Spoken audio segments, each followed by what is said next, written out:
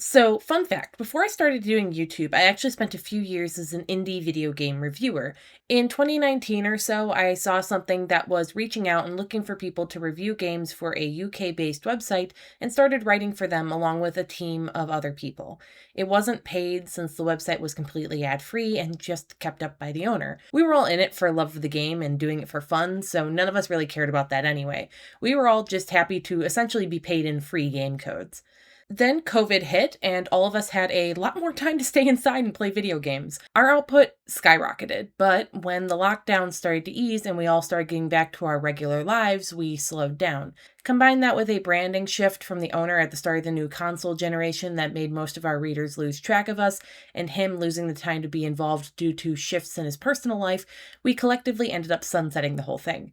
By the time that happened, I had gotten burnt out on the grind of game reviewing and trying to put out regular opinion pieces on top of having my full-time J job just as much as the rest of the crew, and had shifted towards doing YouTube to sort of stretch my writing away from games reviewing. The website that I posted those game reviews on is completely gone now, but that doesn't mean that I've lost those skills that game reviewing gave me, and I still play a lot of games and keep up on games media just as much as I did before. I actually regained a lot of the passion I had for gaming when I stopped thinking about it through the lens of what I was going to write.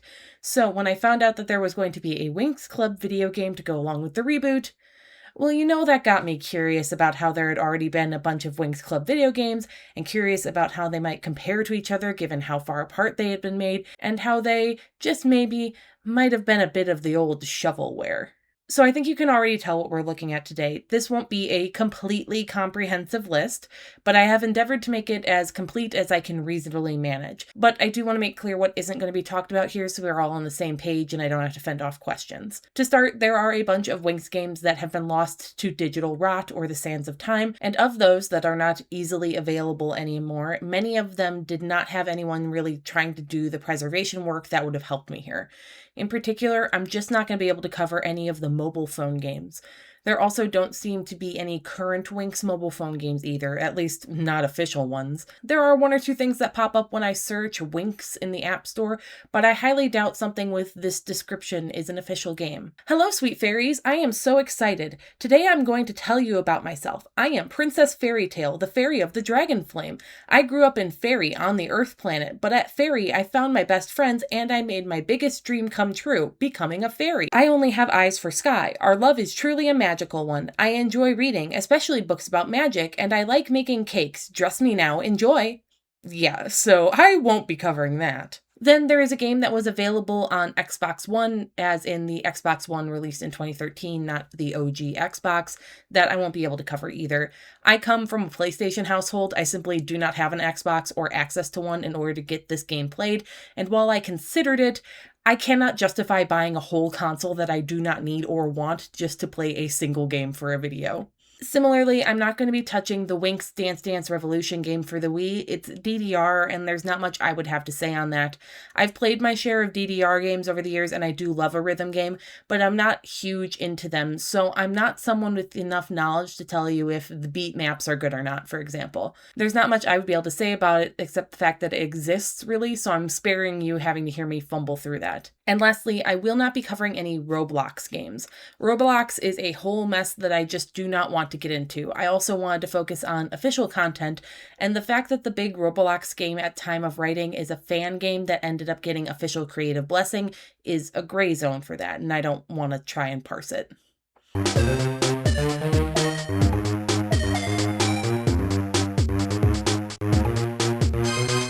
The first of the games that I played was the Game Boy Advance game that was based on the first season. I spent a lot of time with my Game Boy Advance when I was a kid, but this was never one that I played since I wasn't into Winx Club and didn't watch it till I was an adult. I will also note that I got pretty lucky when it came to licensed games that I had as a kid, and generally got ones that were considered some of the good ones. Perhaps it is a little unfair of me, but the pinnacle of licensed games on the GBA that I experienced was Harry Potter and the Prisoner of Azkaban. While many licensed games were simple side-scrollers or minigame collections, Prisoner of Azkaban was a full-fledged turn-based RPG with magic progression mechanics, a level of free roam between story segments, and a card collection folio, of which full sets could be used in battles. It's legitimately an excellent game, and I must have played it through completely at least 3 or 4 times as a kid. And like I said, it might not be fair, But that is kind of what I wish the Winx game could have been, because I think the story of the first season would have been well suited to that. A journey through the story of the episodes framed through the mechanics of an RPG to handle the battles might have been something that created an engaging game. Instead, what we got here is a top-down adventure game where you move Bloom around through the world and fire a little magic blast to deal with any enemies that are in your path as you explore various areas to find collectibles and progress the story. It's not downright awful, but I couldn't help but think about the ways that it could have been something more, and how what is here is a little on the janky side. When you're moving around the world, because of the limited controls of the system, you're only able to fire your magic shot directly in front of you, so fighting in the game becomes a battle of lining up your shot without getting you hit yourself. You can strafe if you hold down one of the shoulder buttons, but your visible area isn't very big, so if the enemy that you are trying to go head to head with ends up moving away from you and out of view, good luck knowing where to fire. You can also no longer strafe once you start using a charged attack by holding down the button, since that will lock you in place.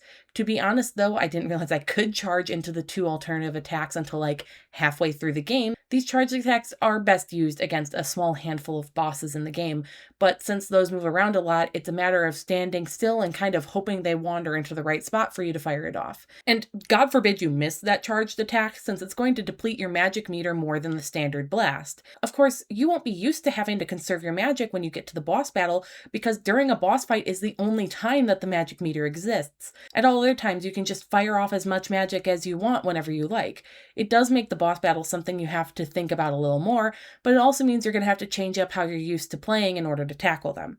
And none of that is anything that is really great, but it's also no sin against gaming either. It's a case where I think that what they intended was perhaps a little too ambitious for the hardware it's on. That happens sometimes. The GBA was capable of a great many things, but there were some games that suited the control scheme and pixel graphics better than others. No, the thing that kind of fries me is the way that fighting against enemies is just completely fruitless, and you're better off just running around them if you can manage it.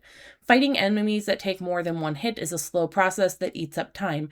They respawn if you leave and re-enter a segment of the map, and you don't actually get anything from defeating them, so it's more worth it to just play with avoidance tactics. The game has a progression system where your spells allegedly get stronger, though it's not something that you're going to feel much of an impact of, since the increases seem to be quite small. One would think this would be some experience-based system where you're rewarded for facing danger, but that's not the case at all. No, your level goes up by collecting fireflies, the most plentiful collectible in the game. Once you get enough of them, your level increases. Between being in different areas, you return to Alfea and can roam around there and talk to characters. Many of them will give you tasks to do for them, such as finding a specific book, or asking students to return some books, or being asked to bring a specific plant back to the school. Yeah, they're basically just fetch quests. Some of which can be completed in the school, and some that ask you to find an object in an area you've already completed or will be going to next. They're nice for flavor and all, but ultimately the reward is fireflies, not any sort of interaction with any of the characters or something more substantial.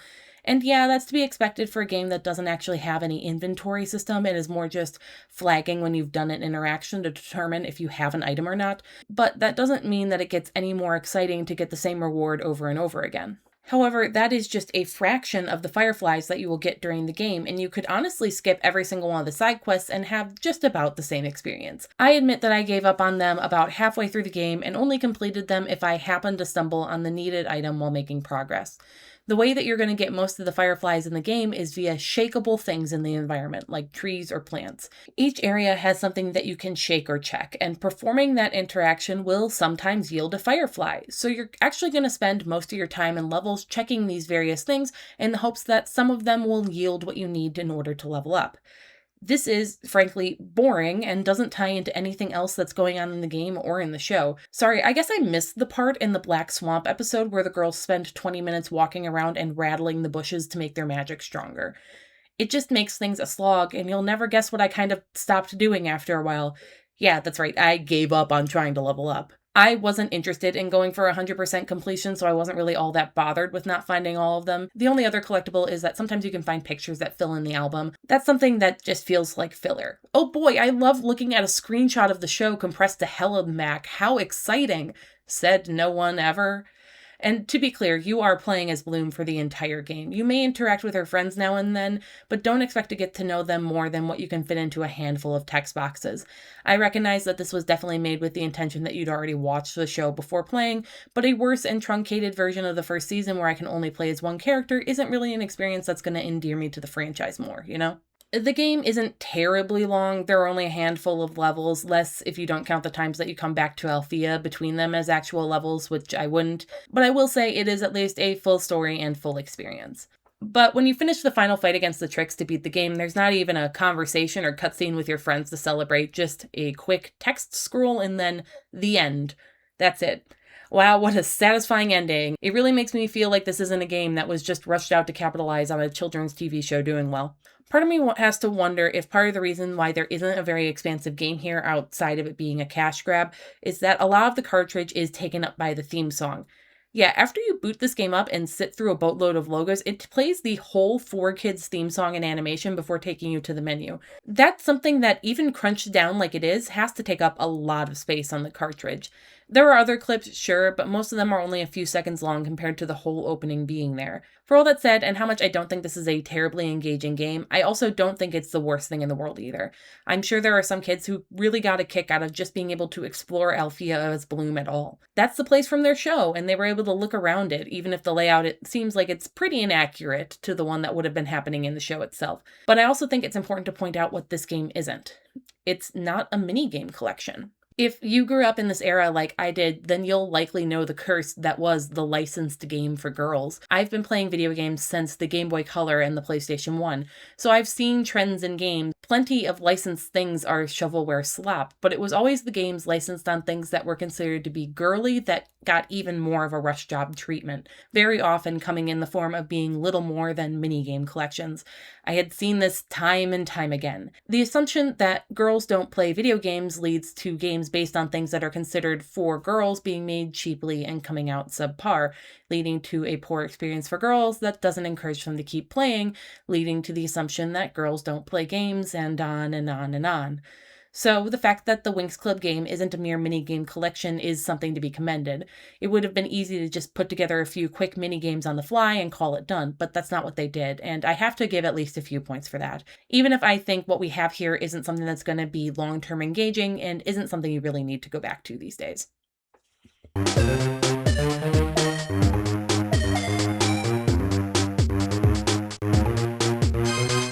Growing up in the era where things would get released across multiple consoles come hell or high water, I was prepared for Winx for PC and Winx for GBA to be completely different games.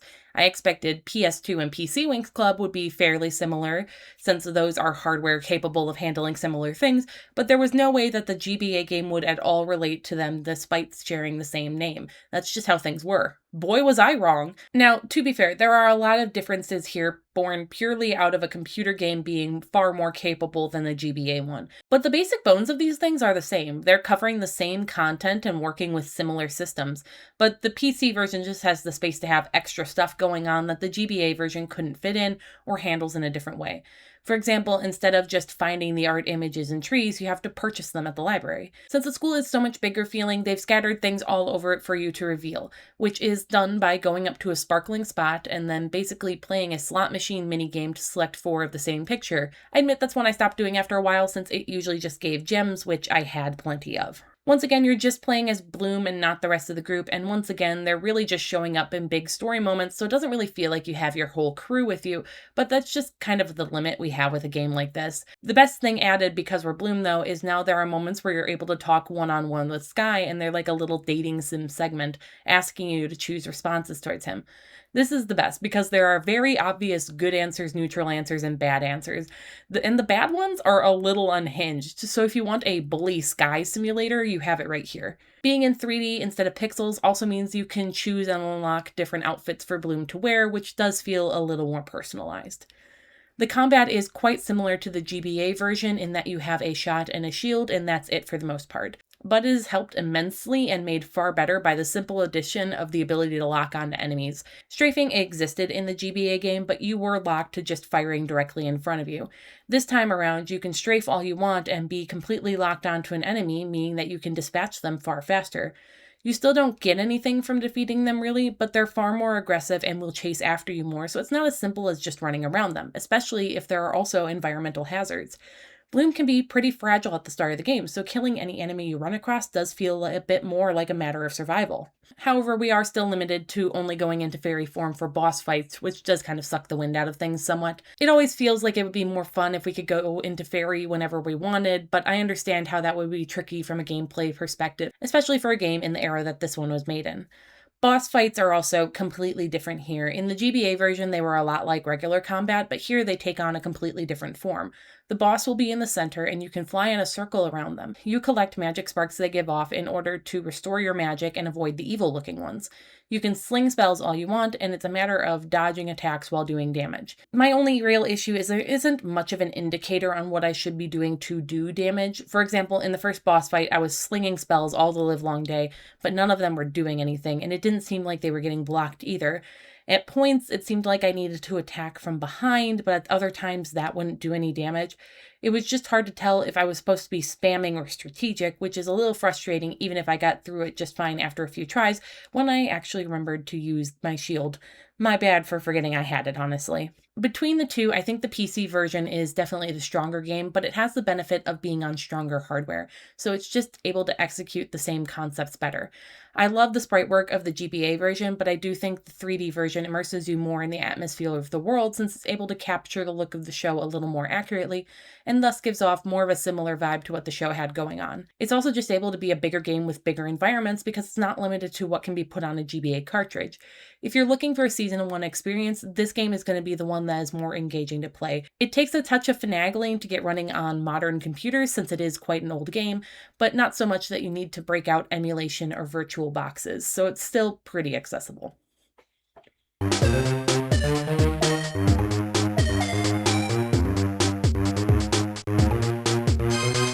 So you know all those good things I said about the last GBA game and how I was happy that it wasn't just some thrown together minigame collection? Yeah, well, I said that because I had, at that point when I was writing about it, already played a little bit of this game and knew that was exactly what this one was. Quest for the Codex on Game Boy Advance is just a collection of Winx Club minigames.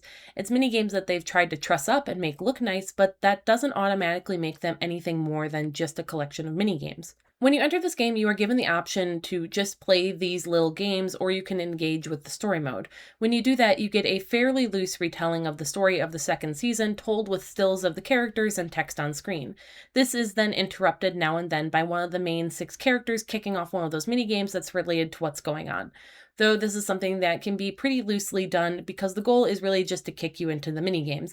And if it's related, great. If not, then whatever. Like, I don't expect much out of a licensed game that seems to have been pumped out quick and cheap, especially when that game is for the GBA in the dying days of that console and has a DS version as well, but I also didn't expect it would be this thin.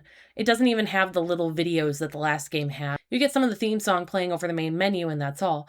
Compare this to the last GBA game having in-game clips and the full opening song in there, and this one looks even weaker in comparison. Well, that and the way that this is a minigame collection instead of an adventure game. And it would be one thing if they were good, but they're really not. There are exactly 6 minigames here, one for each of the main Winx girls, and all of them are repeated with very minor variations and a sometimes slight adjustment based on the difficulty that you've chosen, but that's it. So how good are any of these minigames? Bloom's is the one that feels most like it was made with the intent of being a game. In it, you fly from left to right through very simple obstacles, and there are some enemies that get in your way. This is extremely simple, but the issue comes in that Bloom is huge and the enemies are quite small. So with how big she is, lining up your shot to shoot them is kind of going to be a pain, and flying around them is going to be hard to manage.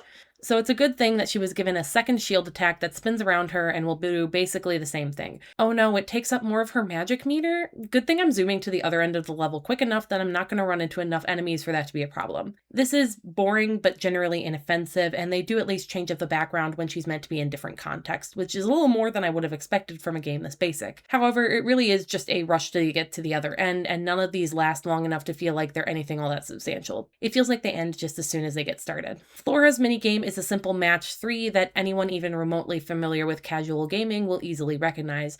It's also a case where its age really shows because this is about as basic as it gets. There are at least 15 versions of this I could get on my phone that are more interesting than what's presented here. We're given a flower garden and we have to match at least 3 flowers of the same color in order to make them vanish, at which point new ones will grow in and take their place. This doesn't have any kind of a falling mechanic though, so it's not possible to do chains or combos. The most it does in terms of difficulty is that in some iterations, the flowers will sometimes vanish and replace themselves, but since there's really no strategy, that's hardly going to mess you up. There are also only 3 colors, which makes it really easy to make any kind of match, so it's not like you're going to have to put any thought into this. And many times, when you're looking at a level, there will already be more than 3 of a color lined up, meaning that you just have to add one more to put an end to things. Honestly, I know there realistically must be some kind of fail state to this, but I never encountered it because it's so easy. Maybe there were some kids who struggled with this, but with my grown adult brain, I must have just been built different because this was even more easy than Bloom's game. Stella's game is a literal matching game that is themed around fashion. You flip over the cards and make matches. Failed matches very minimally take down your health meter, but otherwise it's just basic matching. You don't even have to match the exact clothing on the cards. Because this is about fashion, you merely have to match the background color in order to select matching shirts and shoes and other clothing combos. These come in sets of 3. On lower difficulties, making a pair will cause one more of that color to be revealed and removed, and on harder, you also have to find that third one. This is something that takes it a bit of a step up and does make it slightly more unique, but it hardly makes it all that interesting to play. Musa basically gets a DDR-style rhythm game. Due to the small screen of the GBA, there are only 3 lanes that the notes come down, the reticle at the bottom changing to suit the specific button that will hit it next. The music used for this is the same sort of looping music tracks in the rest of the game, so it's not anything that you will not already have heard before. Oh, and that music, yeah, don't expect the buttons that you're pressing to even remotely match it in terms of tempo or beat. It's just button pressing. Any matching up is purely incidental and not something that was intended, I assure you. Even at higher difficulties, it doesn't get any more complicated and just ends up feeling bland. Worse yet, this is a rhythm minigame that felt the need to add power-ups that are antithetical to a rhythm game. Like, if I'm looking to put a power-up in my DDR clone, my thoughts for what suits as a power-up is going to be things like score boosters or something to protect your combo if you miss a note, things like that. The one good power-up here is one that makes the hitboxes at the bottom larger, but the other one I saw a lot of is just blowing away the arrows that were coming, meaning it's one that lets you play the rhythm game less. There is a very limited number of songs here, none that I can discern are actually from the show, all of which sound repetitive, and all of which go on far too long.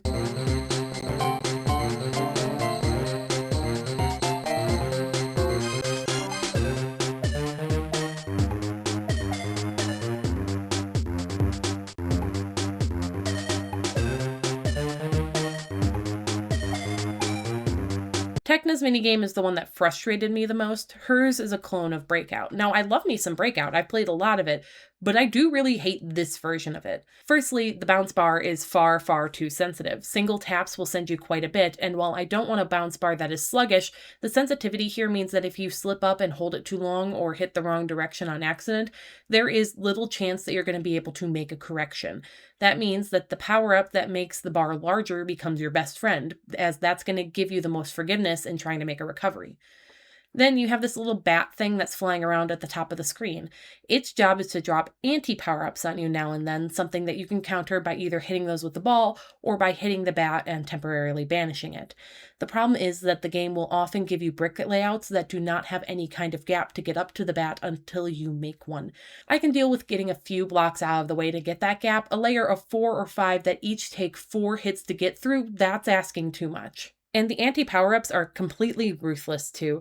There's one that reverses your controls, which with how twitchy the controls are here is gonna be a problem.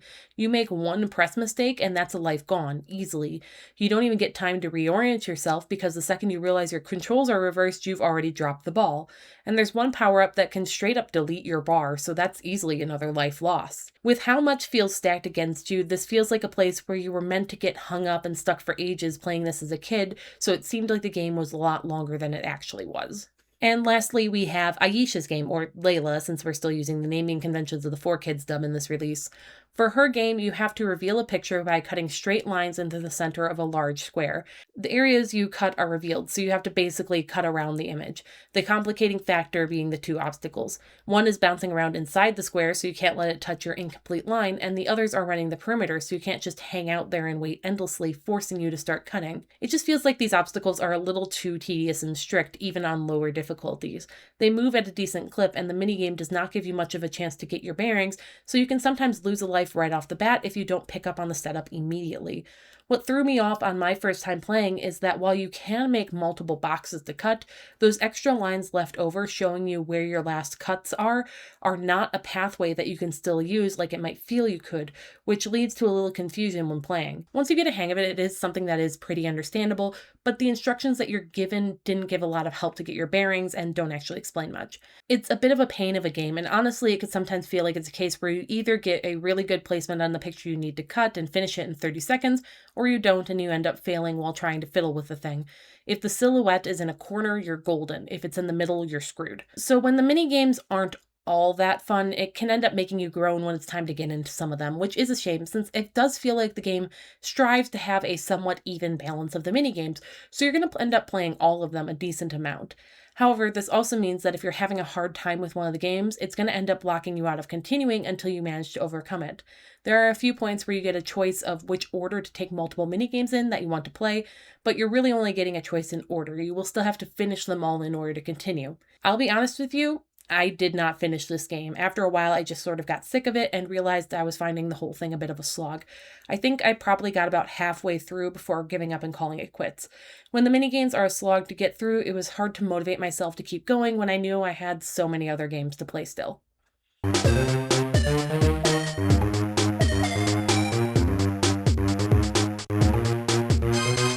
Quest for the Codex on DS is running a pretty similar setup to that of the GBA game, as in you are making your way through the story, stopped now and then by minigames you have to beat in order to progress. The text cutscenes between these feel exceptionally similar. I haven't gone and compared them side by side, but it feels like it's mostly the same script and images, with just little alterations to include the extra pit stops that the DS version has along the way. While I didn't love this one, I can say it was definitely an improvement over the GBA version in most aspects. It would have been easy for them to just have the same minigames in this version as the last one, but they're actually mostly different and overhauled in order to make use of the fact that we're now on a system that has a touchscreen. Some of that was for the better, and some of that was for the worst. Firstly, you remember Bloom's minigame on the Game Boy version where she took short flights and had to maneuver around obstacles and either avoid or destroy enemies?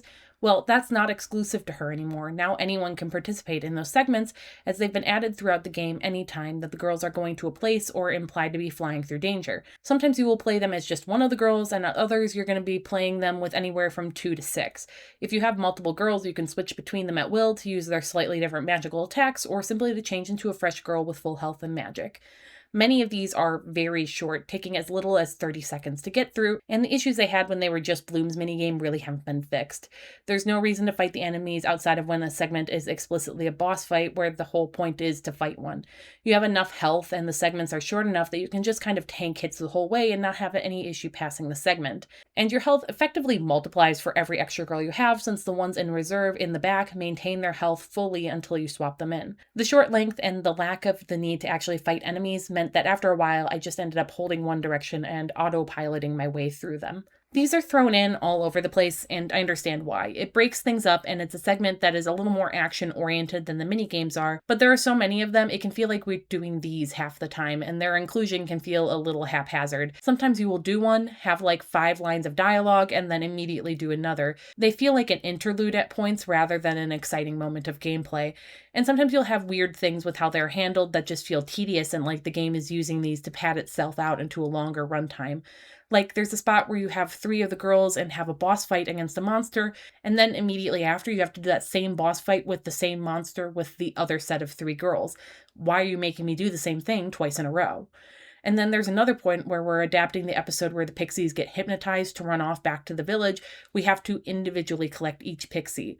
That makes sense to an extent as a way to make sure that we fully rotate through all 6 minigames. However, when doing this, you have a 30-second long flying sequence to the pixie, play the minigame, and then do that exact same flying sequence in reverse to leave, which does feel like it's definitely just there for padding. I can respect wanting it to feel more like all the girls are getting action segments alongside Bloom, but when playing, it can just feel like the game is using this to waste my time a little and make things take longer. I see the vision, I respect the vision, but I believe the vision is flawed. So if everyone's doing that, then what is Bloom's minigame? Well, her minigame is still those flying segments, but this time there's no enemies in them. Instead, there is a shadow of Bloom flying ahead, and you have to catch up and line up with it in order to maintain and fill a bar at the top of the screen. This is one of the ones where the difficulty can kind of swing wildly around while you're playing it. Like sometimes it'll be a piece of cake, and then there will be others where you are very suddenly surrounded by a lot of obstacles to maneuver around, and they are only going to see coming when you've failed the level a few times already. That's an element that can make this feel a little bit tedious. There are times where I would fall pretty far behind, so I knew there was no way I was passing. But then I might have a run where I didn't do great, but I did okay, and that wouldn't be quite enough. There is some threshold that you have to be above in order to pass, I know that much, but what that threshold isn't something really communicated to the player, so you just kind of gotta hope at the end of the level. This is something that is a test of your maneuvering skills, which does make it feel like more of a game than the flying right simulator that it was before, but I still don't feel entirely enthralled of it because of the wild difficulty swings and the lack of player understanding and scoring. That balances out to be mostly middle of the road.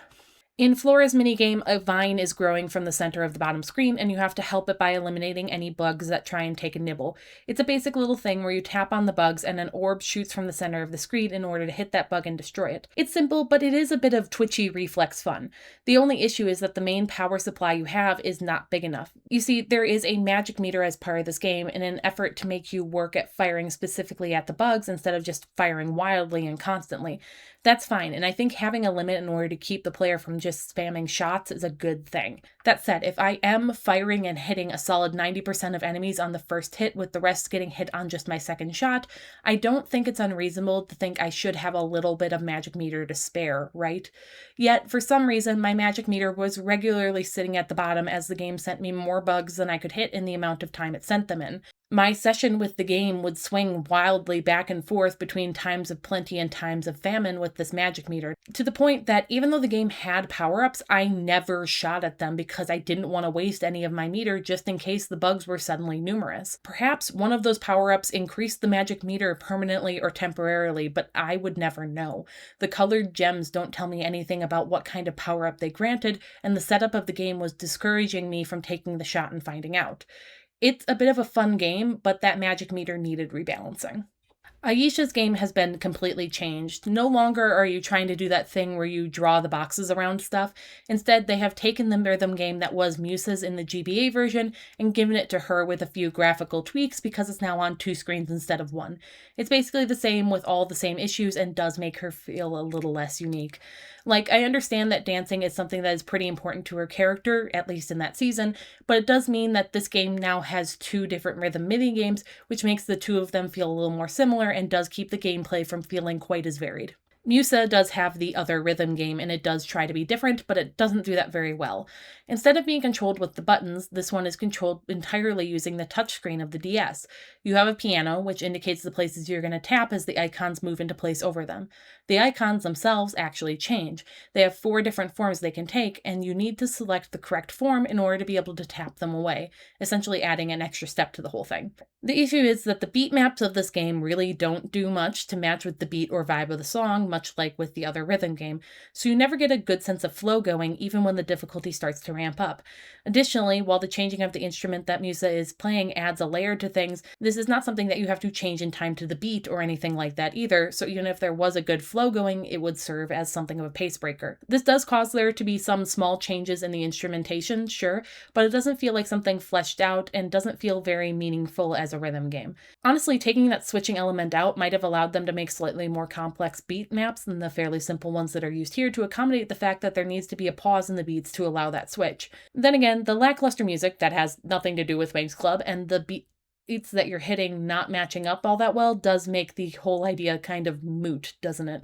Stella's minigame is the one that is the resident frustration this time around. In her, there are pixies spread all around an area and a ball bouncing.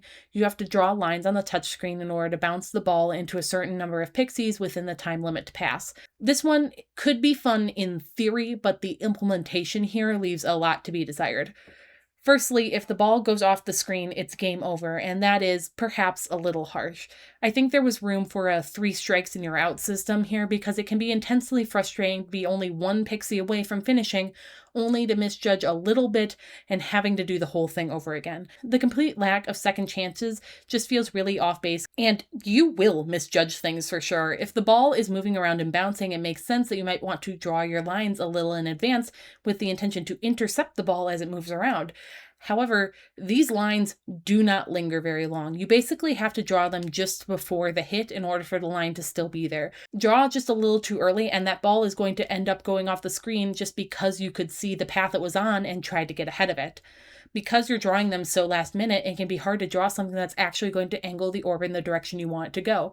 Sometimes you can get it to move the way you want, but these pixies are pretty freaking tiny, so it can be tricky to find just the right spot, and there were times where it felt like the angle of my line wasn't necessarily taken into account when the ball bounced.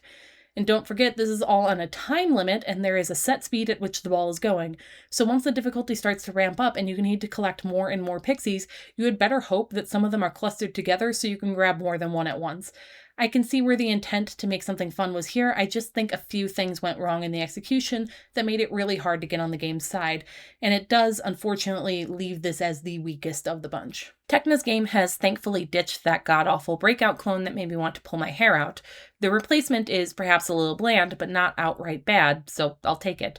Her game is one of those ones where you have to lay pipes down in order to guide something from one point to another over a grid, with the looming threat of what is coming down the pipe will overflow if you don't manage to lay them down fast enough. This starts with a completely open grid, and over time, obstacles are added that you need to work around or eliminate. It actually makes for a pretty satisfying ramp up of difficulty, and these were likely my favorite game to play out of the bunch. It even has the small complication of having to smush computer bugs by tapping on them so they don't chew up the digital pipes that you're laying down. Frankly, it's something that just feels thematically better to her as a character too. It's good stuff. The only complaint I have is that dragging the pipes into place can feel a little tedious, especially when you're just trying to quickly lay down some pieces that you don't need off to the sides so you can get them out of the way and get to the one you actually want 5 more down the queue. It might have been nice to have the option to just tap where I wanted the piece to go instead of having to drag them into place, but that's a small complaint. Everything in this game looks a little nicer by virtue of being on the DS rather than the GBA, but I do think that both versions of this game suffered from the way the music here just isn't from the show. Outside of the theme song being used in menus and such, the rest of the music was made just for the game and fails to really match the vibe of the franchise, which leaves it feeling a little uncanny. It doesn't help that this is running into the common handheld game problem where there are only like 7 songs total, so you end up hearing them over and over and over again. It can kind of add to the tedium when you're playing the same minigame the 3rd time in a row and having to hear the exact same loop of music again, made even worse when you're doing these short flying segments since you only end up hearing the start of the track over and over due to how short the segments are. For the complaints that I have though, the DS version of this game is undeniably the superior one. Despite having a little less in terms of game variety with the 2 rhythm games, there are less games that are an active frustration or make you feel like you're at the mercy of the controls or level setup. There is a sense that the story is getting interrupted for the little pace-breaking flying segments, but hey, I get that as a kid, flying around in the fairy form is really what you want out of the game, and this was an attempt to add more gameplay into the game in a form that the GBA was simply unable to handle. Being on that more powerful system just allows a little more room for polish and quality of life features. If you're going to play this game, this is the one of the 2 to play, just like the PC and PlayStation 2 versions of the first game were the one to play over the GBA version.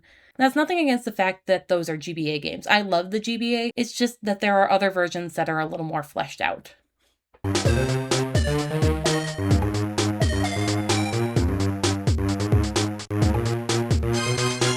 This game baffles me a little. Like, part of me is not sure why it even exists in the first place. Game Boy Advance, DS, PlayStation 2, those are platforms I would expect a game for a young girl to be on, either by reputation of the system or the sheer ubiquity that they had in their heyday. Like, the PlayStation 2 sold extremely well. One of the first video games I ever played was a Barbie horse game on the original PlayStation. GBA and DS were everywhere when they were the system of the time.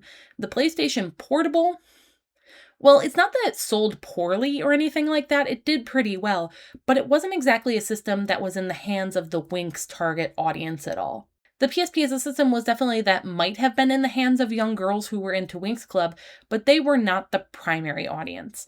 The PSP was definitely targeted more towards older teens and adults, and while not overwhelmingly, had a bit more of a slant towards men than women. It was a handheld that was positioning itself as the cool and edgy one compared to the Nintendo handheld, leaning into the multimedia features and framing itself as being for the tech enthusiast. Yet there's a Winx Club game on it, one that I have to assume didn't sell terribly well or didn't have a super wide release, if both its price point and mild scarcity on the secondhand market are anything to go by. And here's the thing, it's actually a kind of decent Winx Club game, specifically in terms of gameplay and how it attempts to engage the player. Funnily enough, it's also the only Winx Club game with enough reviews to actually have a Metacritic score. That score is pretty low. I wasn't able to look at all the reviews thanks to link rot, but to me at least, I think part of the reason the score seems to be that they were being reviewed by adults with no familiarity with the source material and who weren't considering the intended age demographic of the game, young kids. The other complaint I saw was about having long load times, and yeah, they weren't wrong about that one. The biggest sin of this game, though, is the lack of direction it gives you. You start by making a profile and picking a character, then you're dropped in and told to pick a location on the map. When you start at the game, 3 of 5 locations are going to be locked. You start with just Red Fountain and the Alfea dorms. The dorms are a more customizable area with a spare minigame thrown in, rather than being a minigame hub like the rest of that, so we'll get to them later. Red Fountain is where your cursor starts, so it's best to start there. Entering Red Fountain, you are greeted with a room that has various different doors that all lead to minigames, some locked, some unlocked. These minigames will have a Season 2 video clip before them, and more minigames unlock as you beat the prior ones. Eventually, you'll start to realize that completing the minigames in an area will unlock the next area. This takes you vaguely through the story of Season 2 if you do it all. The problem is that the game leans on the show clips really hard to do this, and unfortunately, if you haven't seen the show already, the story isn't going to make much sense. The show clips really feel like they're more there to tell you that this minigame is representing this story beat from the show, rather than giving any real context to it. Like, there's a game where you play as Aisha, here called Layla because of 4Kids terms, sliding down a dirt hill on a piece of wood. So there's a clip that gives context to that scene, and then the game starts.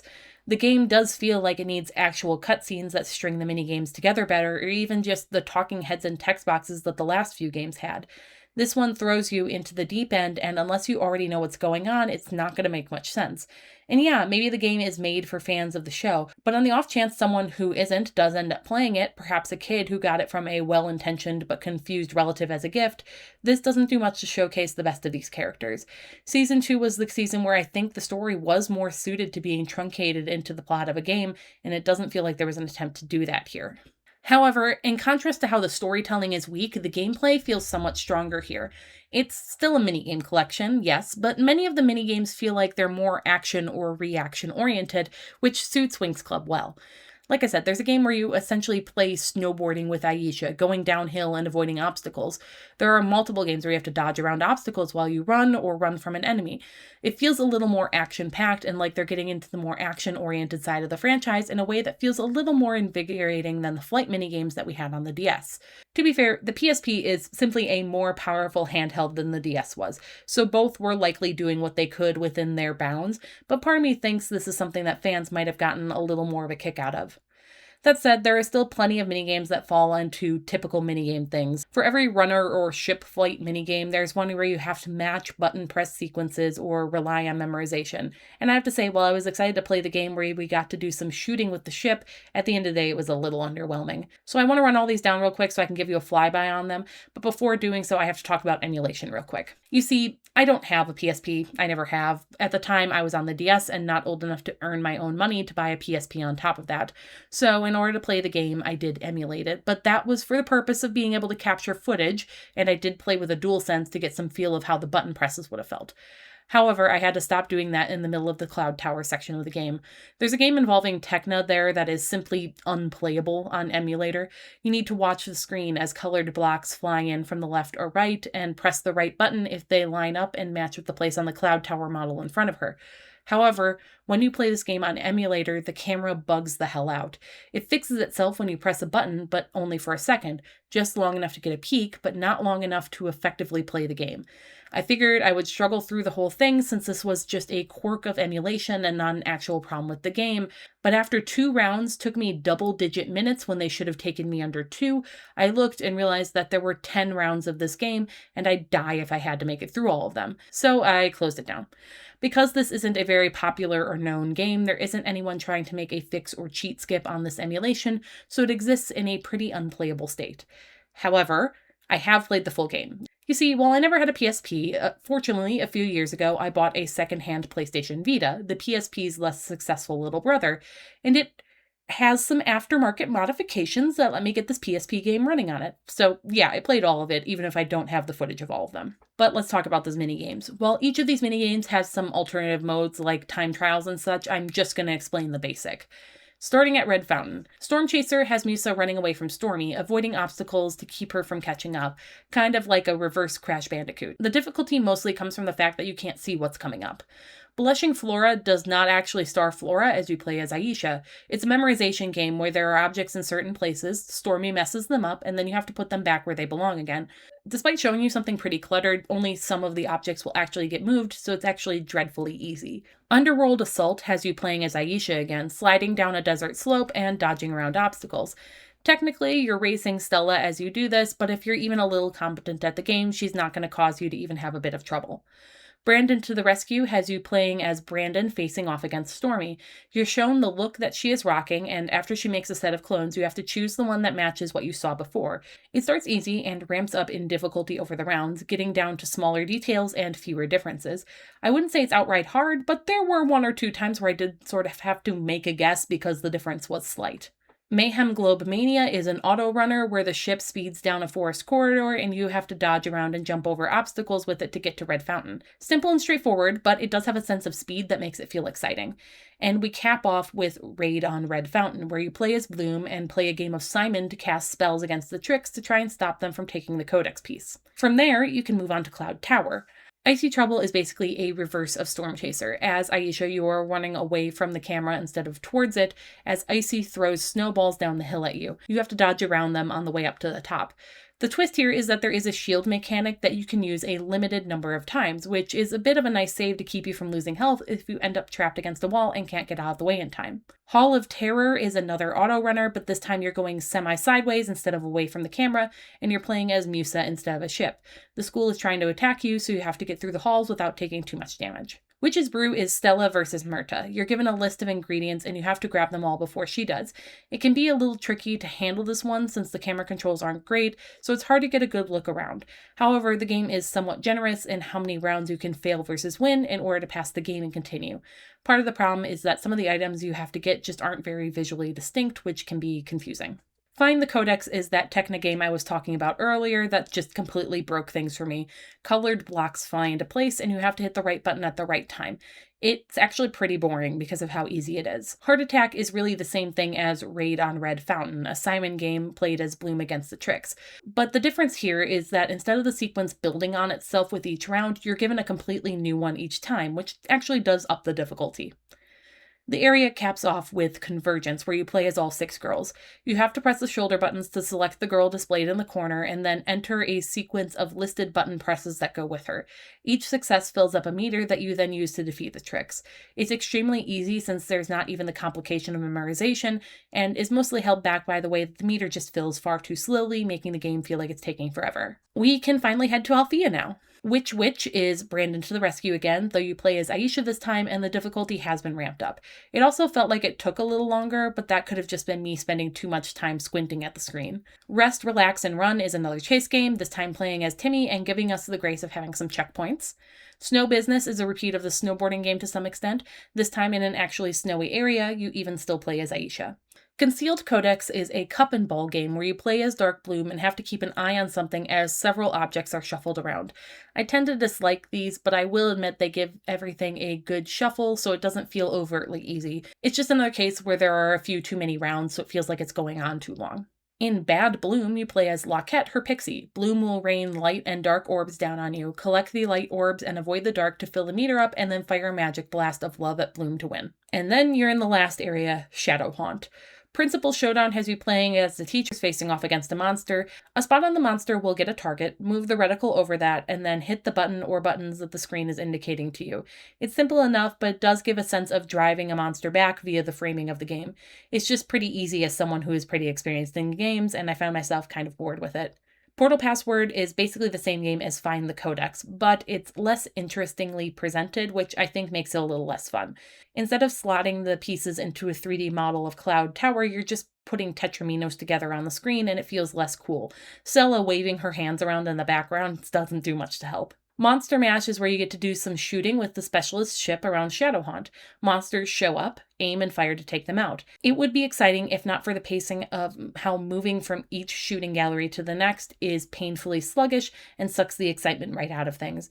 There's also only a few enemies per shooting gallery, so they don't last long, and it can make you feel like you spend half the minigame just waiting as you move to the next spot. Sky Shield is pretty alright. You play as Sky flying around on a shield through a desert space, and you have to avoid or destroy monsters to go and pick up the other 5 characters. It works well enough, but don't go in expecting some kind of search and find game in an open area. It's very linear. And finally, you have the creatively named Defeat Darkar. I wonder what part of the story that's meant to represent. It's basically the same as Convergence, where you have to input strings of directional presses and not much else. Every once in a while, a button will pop up on the screen, and you have to hit that to throw up a shield and defend part of your group, but it feels like something the game is doing to waste your time and interrupt you, since it's not like you have to read any cues or anything, it just tells you exactly which one to press to protect what's about to be attacked. Now, one thing you would notice is that each of the minigames has you playing as a specific character, right? So it's really odd that I told you earlier that the game has you select a character when you start. Yeah, that character select does exactly 2 things. Determine which of the characters you look like when you're flying around in the minigame hub areas, and determine what kind of coins you get. Haven't mentioned coins up until now, but every time you play a minigame, you get a handful of them. If you're playing one of the more action-oriented games where you control a character's movement, you might also see these scattered around as a collectible with the face of your selected character on them. The coins are what are used to unlock different things back in the dorm, but each character has different sets of unlocks that require their specific coins. Let me tell you, one run through the game using the same character the whole time is not even enough to unlock their full catalog, so the game is expecting you to play these minigames over and over again if you want to unlock everything. That's where the real gameplay loop lies, keeping you playing the minigames so you can unlock things in the dorms. Once you know that, a lot of the minigame structure makes more sense, even if I think that means the story mode is lacking as a result of that. Like, if I approach this like I do a typical console experience where I expect to be able to sit down and play through a story, then yeah, that's going to be disappointing to me. However, this is a game that's on a portable system. It's something you're meant to pop in and out of on short bursts to play a game or two before putting it away. Or at least that would be something you could do with it if it weren't for the way the load times are pretty bad and how sluggish some of the games can feel. Like, I don't think a minigame should only last 30 seconds, but a minigame should be a little more mini. I hesitate to call something that has 10 rounds a minigame, you know? And while I understand that the point is to collect these coins, I do think the idea that the coins are locked to specific girls is kind of frustrating. If I'm going to grind some out, I have to do it with a specific girl in mind that I'm going to grind for. And let's be honest, it can be pretty frustrating to be told to pick a character, but then not have that choice carry over into the actual games. As an adult, I understand why, but if I were a kid, I would find that maddening. This is one of those games where I can definitely see the vision, but there were a few little hiccups along the way. If nothing else, the way that this game fails to tell the story of the season it's covering is a kind of big knock against it, because even if modified, that is something every other game has so far accomplished. However, at the same time, it has some of the best minigames we've seen so far that are exciting and have a lot of variety. Even if some of them repeat, it's at least with a different skin or some kind of twist put over them, so I don't end up feeling like I'm playing the exact same thing over and over again. While the PSP did afford the game the power it needed to do some of these things, I do think that having this game be exclusive to that console was a huge misstep. I've seen a lot of people profess nostalgia for the PC or some of the games on Nintendo handhelds, but the PSP title?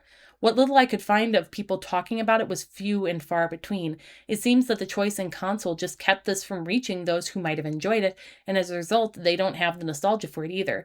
The emulation bug also keeps anyone from playing it these days either. Not that I would entirely recommend this game. If you have a Vita to get it running like I did, or can somehow find a way around that emulation glitch, it's worth looking at as a curiosity. But it's very much a game for kids, and if you have any reasonable amount of gaming experience, it'll likely be a bit too easy for you to enjoy as an adult. And because of that, I certainly would not go out of my way to go seeking an expensive physical copy of this one.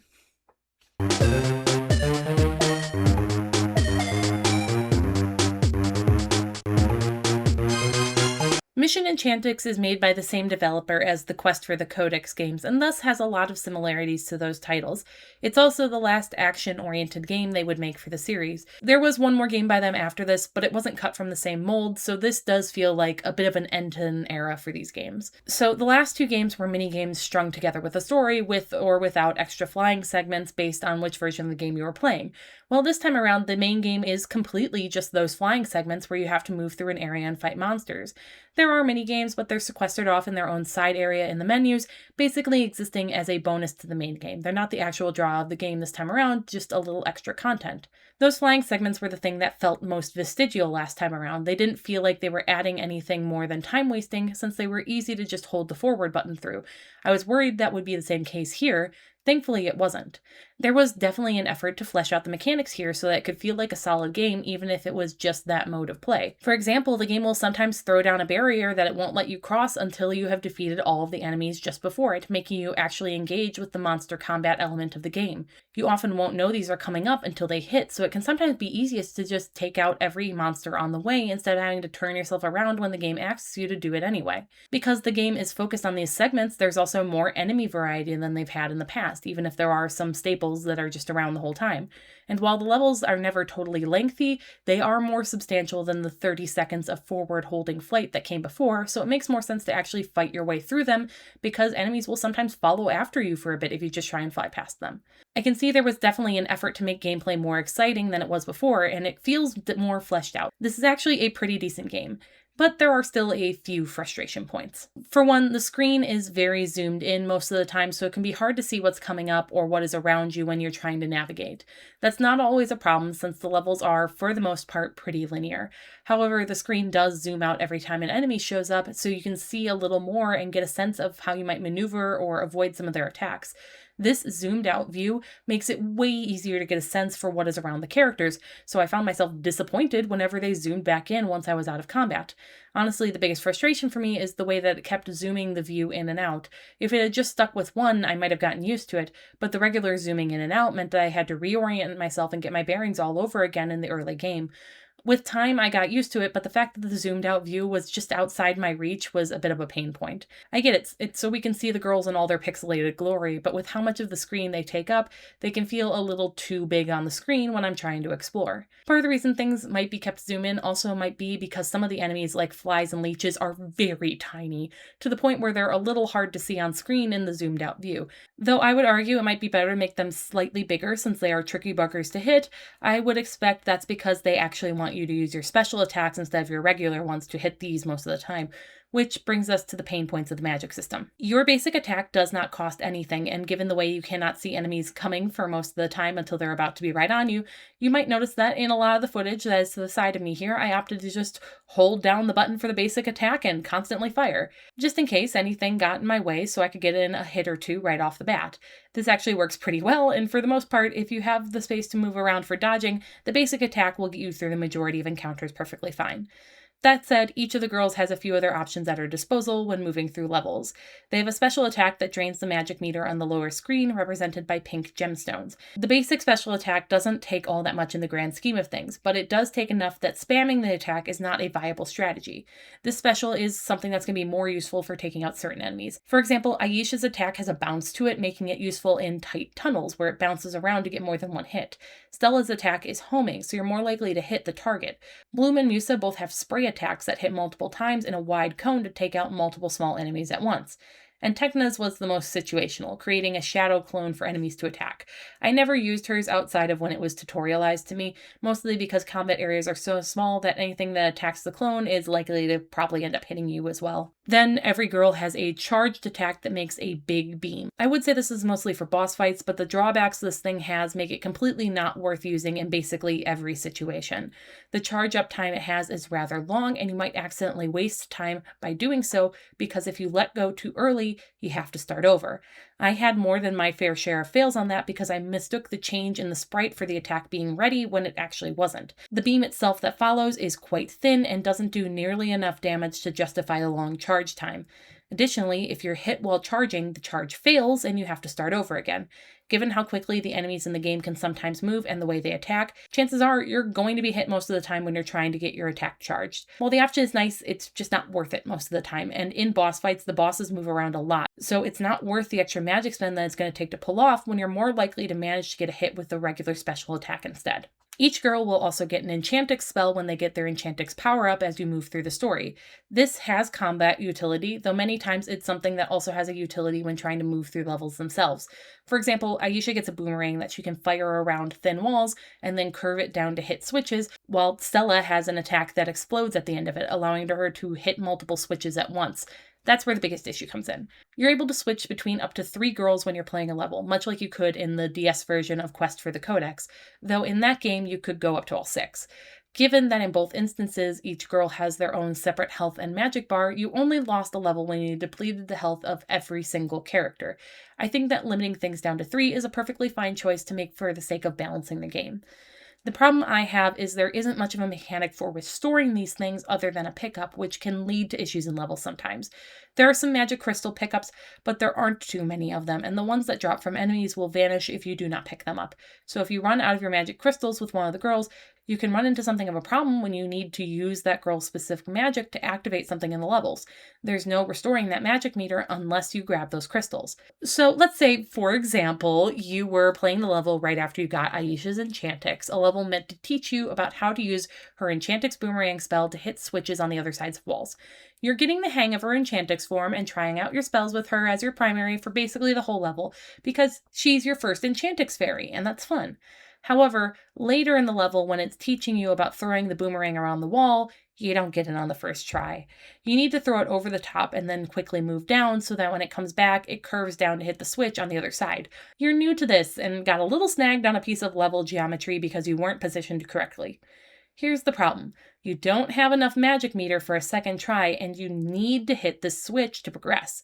So you go back through the entire level and pick up every scrap of magic you haven't already picked up, which turns out to be one more piece. You end up having just enough to pull off a second try, and biff that one too. So you're left sitting there, unable to do anything at all to try and make progress because there's no longer any way for you to refill your magic, and the other characters that you do have full magic on cannot do the specific thing you need in order to flip the single stupid switch. You might then, like I did, start basically only using the basic attack for 98% of your playtime and only use the special spells when it was either clear that this was a boss fight and you wouldn't have to do any navigation, or when there were like 5 enemies on the screen at once and you needed some way, any way, to thin out that crowd. Even if it was a very slow recharge, I think the game could have benefited from allowing the magic of the girls who are not in the primary position at the moment to recharge so that in a case like this one that I ended up in, you don't have to restart the whole level just because you were still learning a mechanic or made a small mistake. I understand that resource management is part of the game, but I don't think it's unreasonable for me to expect that perhaps I might not have to fully restart a level just because I haven't mastered that so early in the game. All this did was train me to never use the special things that it gave me rather than to be sparing with how I used my special magic. And it's not like there isn't a level of recharge happening in the game. If you bring a girl down to the bottom of her health, another will take the primary spot while she is grayed out. Her image will slowly restore on the bottom screen, and when it's filled, she'll be revived with a single pip of health. That health recharges in ways that magic won't, and I know exactly why this is. Sometimes you do need one specific girl to either hit a switch or, in the case of Stella, for example, use the teleporters that no other girl is able to use. You need to be able to switch up any of them, but that single health point keeps you from being able to cheese boss fights by dying over and over again and letting the girls recharge while you dodge. The lack of incentive to use any of the special magic and that the screen is zoomed in are honestly the biggest issues this game has. Otherwise, it's a little basic because it's meant for kids, but is an otherwise pretty solid game overall. It's more action oriented than some of the past games have been with their focus on minigames, so it feels a little more in the spirit of the show. If you wanted those minigames, there are certainly some, they're just tucked away onto the side and not something that you're going to be playing as part of the main game, so I'm not entirely counting them because they're more of a bonus than anything else. And it even follows the story of the third season decently well. Everything is obviously truncated and there is a lot cut out, but there is still a lot here that covers all the basic plot beats of the season. Hell, they even included the whole Farragonda getting turned into a tree mini arc that I'd actually completely forgotten was part of the third season. But it's the plot of a decent stretch of levels in this game. It's not perfect, though, as the shortening and cutting down means that some elements being removed kind of makes things fall apart a little. Like, we don't have any of those scenes where Musa connects with Galatea, the princess of her home planet, so when it comes time for Musa to get her Enchantix, she gets it for trying to protect books in the library instead of, a person, like the requirement for the whole form is. Yet at the same time, the game will often use the format it's in to emphasize when a character feels like they're on their own. Like the levels where Flora earns her Enchantix, she is the only character you play with since she is the only one diving into the water to save her sister. Similarly, when Bloom goes off on her spirit quest to unlock her Enchantix by sheer force of will, you only play as Bloom in those levels, making you play far more carefully because the level is teeming with enemies, and if you lose all your health with her, you're starting all over again. It's a nice little way of mirroring the experience of the character through the gameplay, especially if you've gotten used to having multiple characters around recently, meaning that you were perhaps playing a little more recklessly. I can definitely understand exactly why some of the kids who played this might have had a great time with it when they were a fan of the series. This just got some weird little quirks to it sometimes, like the fact that we still aren't using any actual music from the show outside of the theme song. So your Enchantix sequences have different music that's not meant to be there, and it comes off kind of funny.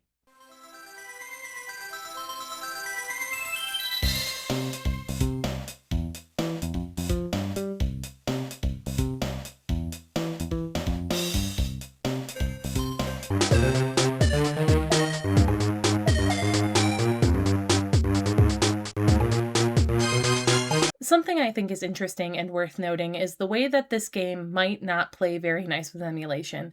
Yes, I admit I have been emulating many of these games purely for the sake of recording footage of them for this very video. Well, and the fact that many of these games are a little pricey at this point if you want to get your hands on a legitimate copy. So yes, I'm sorry, I didn't spend $50 on this game plus an extra $10 to get it shipped from the UK, and then the even more it would have taken to mod my 3DS for screen recording capability. However, I did at one point have a multi-hour car ride that I was going to be on, which I figured was the prime time for me to play some of this game using an emulator on my phone and using screen capture to record it. Lo and behold, this is a game that does not play nice with the emulator I have on my phone. I don't know exactly what's causing the error, but evidently it was some sort of issue where it wasn't able to create the save data it needed to access, and thus kept asking me to take out and reinsert the game card or reset my system. Well, that wasn't exactly something I could do. So at a later date, I ended up having to emulate this game on my computer, which is why you're going to see my mouse cursor in the footage. But for some reason it works there and not on my phone, which is a shame because the whole point of this game is to be easily available on the go because it's a planner and a journal. So after you boot this game up, it starts asking you some really personal questions like your name, your birthday, your favorite color, your favorite celebrity, favorite food, favorite animal, and only then are you able to make a password. And yes, this is one of those games where you hold the entire DS sideways like a little book while you're playing, so the keyboard is extra tiny. Thank God I had to run this on the computer or my big adult fingers were not going to be able to get much done on the screen. Once you've done all that, you then have free reign to use your new journal as you please. Oh, but do be warned, this DS game from 2009 with 2009 in the title only goes up to the year 2021, so you're going to have to select another year where the days of the week line up and then just ignore the year if you want things to match up. But you're able to do some diary entries and put in little reminders and things like that. That's the main functionality here and why this thing is meant to be password protected. It's a digital version of those secret diary toys or the cheap kids PDA that you could get out of the old Scholastic catalog. This isn't really a game and is more like a little organizer. You're able to set a handful of little stickers at the bottom of your entry where you can select your mood, the weather of the day, and if your friends had the game and you had added them, you would be able to set a sticker of one of your friends. I obviously didn't have any friends added, but they had the 6 Winx girls there, so I selected Tecna as my favorite winks of the day, I guess. Beyond that core function of the game, there is a section to make a custom character to go with your information when you share it with your friends, choosing things like facial features, hair, and clothing. There are also some mini games and quizzes to play. They're pretty limited and easy, but beating them does unlock more mini games and quizzes, as well as customization options for your character. I didn't fiddle around with this very long, and it felt like I was unlocking things left and right, so I don't think it takes long to get all of it unlocked, even if I did not unlock every single thing myself. Like I said, though, that's not really what this is about. While it might have a small handful of those mini games and quizzes, this isn't really a game that's a game. It's all about being that digital diary first and foremost. These other things are a bonus at most. The point here is to pop in the cartridge once a day and do a few little PDA things, then move on and either play a different game or go do something else. Because back in 2009, we weren't giving every 10-year-old a smartphone or a tablet, so a game like this would be their digital organizer. However, one thing I should note is that the character limit on this thing isn't terribly long. Most of your diary entries are going to be extremely short, which for kids who maybe didn't want to spill their soul to their DS was fine, but any kid who might be a little more verbose or actually liked writing would pose a huge problem. At that point, they would be far better off with one of those plastic shell holding a notebook style secret diary toys. Honestly, they might be better off with that in the first place because this is a game that requires you to type using the DS stylus on a touchscreen with the DS held sideways like it's a book to make those keyboard buttons all the smaller. So yeah, this kind of doesn't even meet its full purpose for existing, which I think is kind of the nail in the coffin here. One thing you might be noticing from the footage here, though, is that there isn't a whole lot about this game that seems particularly Winx Club themed. There's a few pictures scattered around, and you clearly make your own character in the character customizer, but the visual design doesn't play much in the realm of Winx Club's usual visual hallmarks. The minigames seem like they're pretty generic and not related to any of the Winx characters like we normally see out of minigames in these games. Well, that's because this is actually a reskin of a completely different game. Diary Girl was a 2008 DS game that was very much the same thing. Digital organizer and diary with a few minigames and a character creator sprinkled in alongside that multiplayer functionality to chat with friends and all that. Details and information about all this are a little sparse because this isn't something that was terribly well documented, but so far as I can tell, in 2008 the North American regions got Diary Girl, and Winx Club Secret Diary was something that was created for the EU region, using the IP in order to better sell the game in a region where that IP had a little bit more of a foothold. It makes sense to me, and hey, it looks like there were 2 extra reminder slots in the Winx version compared to the original, so I guess there were small revisions. However, it doesn't change the fact that this game just doesn't really suit the purpose that it is purported to, and doesn't even have a lot of fun content with the characters either. Though, let's be real, none of you are really going to be making use of this anyway, right?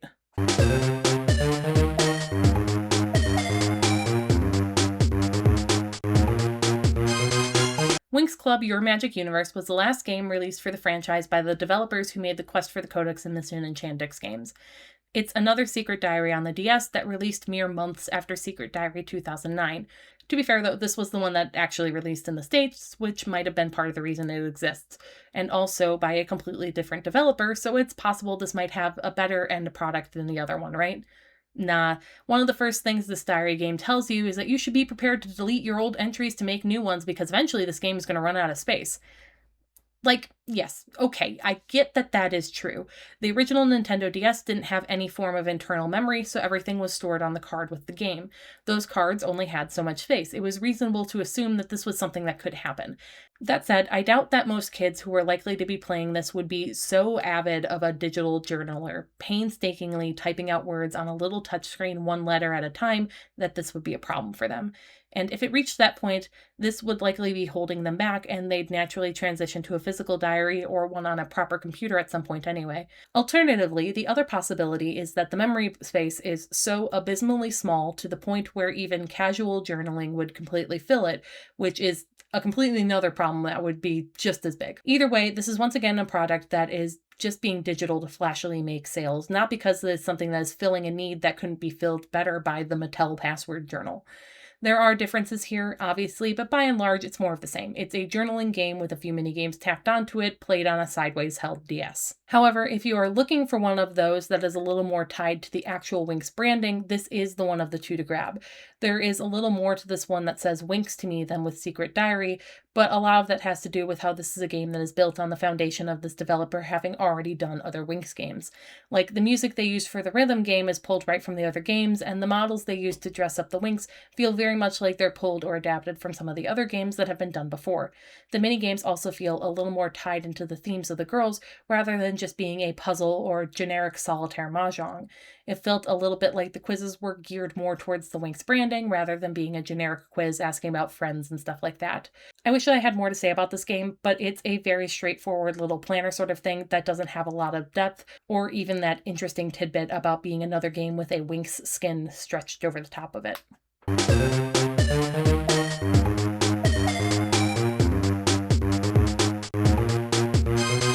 I have to admit that I did not finish this game, much like the GBA quest for the Codex. Part of that is for a similar reason of repetitiveness, but strangely enough, this game did it in a way that is so much worse.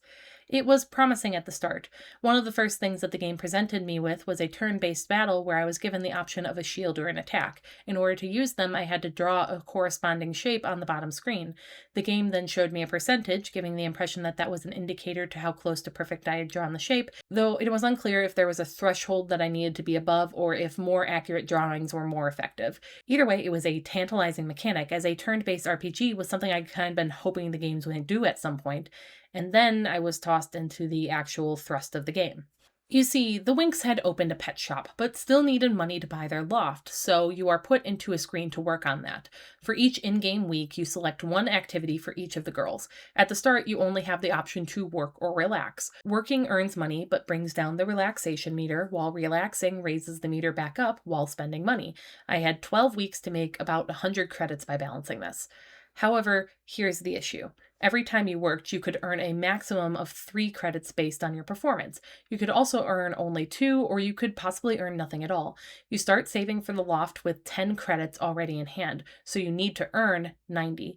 Assuming that you played perfectly and got the full 3 credits every time, that means playing 30 work minigames. But you will not play perfectly, and you will need to take relaxation for the girls when their relaxation gets low. Doing that costs money, so you're going to need to earn more than 90 credits. Safe to say, with each girl having only one work minigame, they get old fast. That's before you even get into some of the minigames feeling straight up unfair. Let's go over them in the order they appear at the bottom of the screen in your hub. Tekna's game is one of the easiest. You'll be given a set of web page assets on the lower screen, and you have to drag and arrange them based on how the upper screen looks.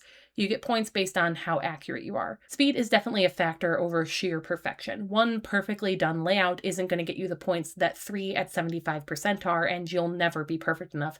I don't think I ever topped out at more than 89 at best. Aisha's game is all about exercising the pets, and it's another easy one. You'll be shown a directional button on the D-pad and a face button. Press both of them to get points, and then another combo will show up. Repeat until time runs out. It's pretty simple, but it quickly gets boring. It was one of my more reliable moneymakers, though, so there's that. Bloom is where things get a little bullshit. 3 conveyor belts are running back and forth, each with items on them. Bloom has a 3-item shopping list, and you have to touch each item when they are in the box in the center of the lower screen. The issue is that they move so fast it's a little hard to hit them. I know what I have to do, but I just can't hit the buggers. Not helped by how it could sometimes feel like the game was ignoring that I hit them.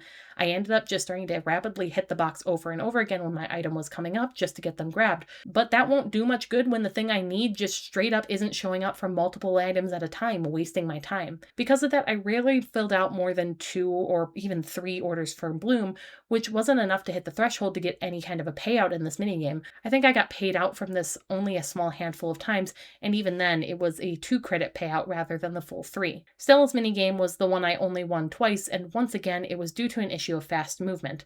For her game, you have a shower head and it's dripping. You need to rinse off the pet in the bath on the lower screen as they move back and forth, a meter on the bottom showing you how much they've been rinsed. However, the pet moves very quickly and erratically to the point where it's a little hard to predict and keep up with.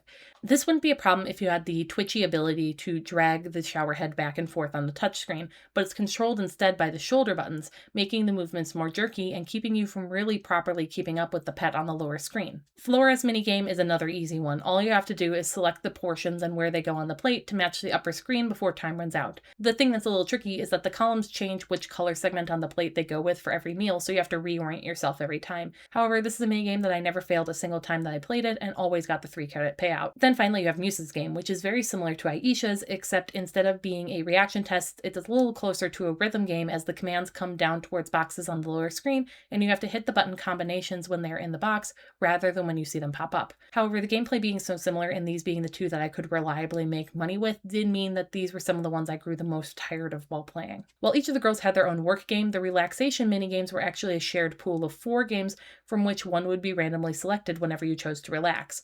While you had control over what work games you might play, the relaxation games are not something you had control over, so it could sometimes feel a little luck on the draw and based on which one you would get, and if you failed these ones, it was quite a waste, as the relax bar would not raise for the girl, and you would have still lost a credit of your money. There's a fireworks game where you have to tap the fireworks cannons on the bottom of the screen when the matching symbol is over them. I had trouble with this one the first few times, but quickly got the hang of it. The complication really comes from how the symbols came from both directions. Then there's a game about making smoothies at the music bar that's really just color mixing, and a shopping game about memorization. Both of those are pretty damn easy. The last one, though, was the stargazing game. In this one, you would be given an array of stars and a shape drawn in them that you would then have to draw out yourself and match. The issue here is with the execution. These stars are tiny, and the game very much wants you to go directly towards them, which means it's a little tricky because you might let go too early, and now you have to redraw that line even though you were pretty sure you were at the star, but okay. It's also frustrating that every line has to be drawn individually. You have to touch and let go, and then touch and let go for each of the line segments, and it ends up feeling clunky and slow as a result. If I could have just had the line snap connect when I drew it to the right star and carried on, the game would have had a much better sense of flow to it, and I wouldn't have had that frustration of having to hit these itty-bitty stars on my screen just right to actually draw a line between them.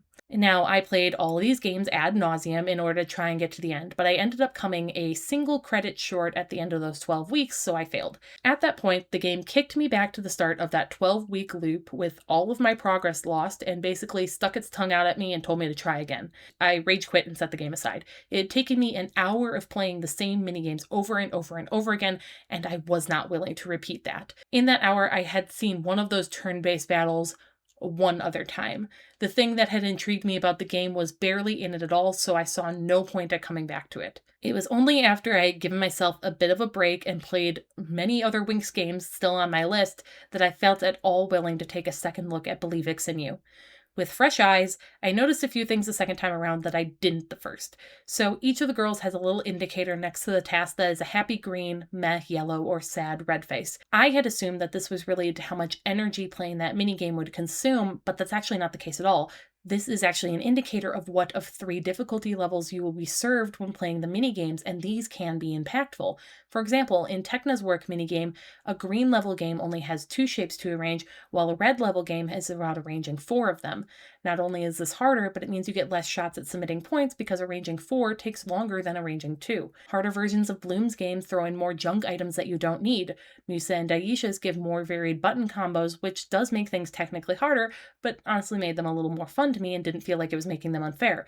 I could pass a red on either of their games just as much as I could a green. However, for other games, the red version just feels so stacked against you that it's unreal. Like, the meter on the bottom of Stella's refills too fast for any reasonable person to keep up with on a red game. I could barely, if I was lucky, scrape a 2 credit pass on her green game. Yellow and red just feel like they're not passable. Same with Bloom. More junk items is more time wasted. Time the game is not forgiving with on her minigame, meaning that a red simply does not feel passable. I like the idea that on different weeks, some games are harder and some are easier as a mechanic, but at the same time, it does need to feel like those games are possible in the first place. I can't tell you that I completely understand what goes into the mood meter for each of these activities, but there's likely an influence from the horoscope that updates every once in a while, adjusting things slightly for the girls. I expect their stats also play into it on some level, but it's pretty unclear if they do and exactly how much of a factor they are. And I've got to say, it's hard for me to keep their relaxation meter high when I can't even make the money I need to take them relaxing without feeling like I'm jeopardizing my goal. It can sometimes feel like the stats aren't willing to roll in your favor at times, so it can feel like I'm not actually getting much of a chance to take advantage of something going easy for a bit, because it can feel like everything sometimes gets stuck on yellow or red, so my choices feel like a bad time or a worse time on one of those where I know the minigame feels cheap. The reason I didn't notice this at first is because I had started with the green work game on Tekna, and then she eventually transitioned into yellow. I had assumed it was just the game ramping up the difficulty as the weeks went on. And you can end up with situations where everything is yellow or red. There's no shot at green anywhere, and that feels like you don't have a good option to pick. Armed with new knowledge, I tackled things again, and this time I did manage to pass. I got a scene where the girls talk about needing to win their boyfriends back in a way that felt, I don't know how to put it, but very weird. Like, they straight up say that making up with their boyfriends is all they care about, and it just makes them seem kind of bubble-headed and only focused on boys in a way that feels out of place for the series. Don't get me wrong, they always cared, but it was never anything that was just their singular focus at any point, you know? However, this is to lead into the next 12-week mission where you have a new activity added, love minigames that are about dates. These raise love and relax, but this time cost 2 credits instead of the relax game's 1. At the same time, there's no longer that pressure of needing to make as much money as possible, so you really just need to make as much as you need instead of grinding those same work games over and over again for money. Well, no, you actually do need to do that because you need money so you can grind those dating minigames, because the point here is to fix a certain amount of relationship problems by earning love points. It's a lot more unclear just how much you have to get though, since this is represented by hearts on the menu that fill up the screen by halves. The money earning did this too with circles, but you could at least see a count of your credits in the upper right and get an idea for how much you had or needed to earn. There's none of that this time around, so you just kind of have to do as much as you can and hope the hearts tick up enough over time. The biggest sin here, though, is that we have an entire 12-week frame focused around doing these dating tasks, and in doing so, only 2 new minigames are added.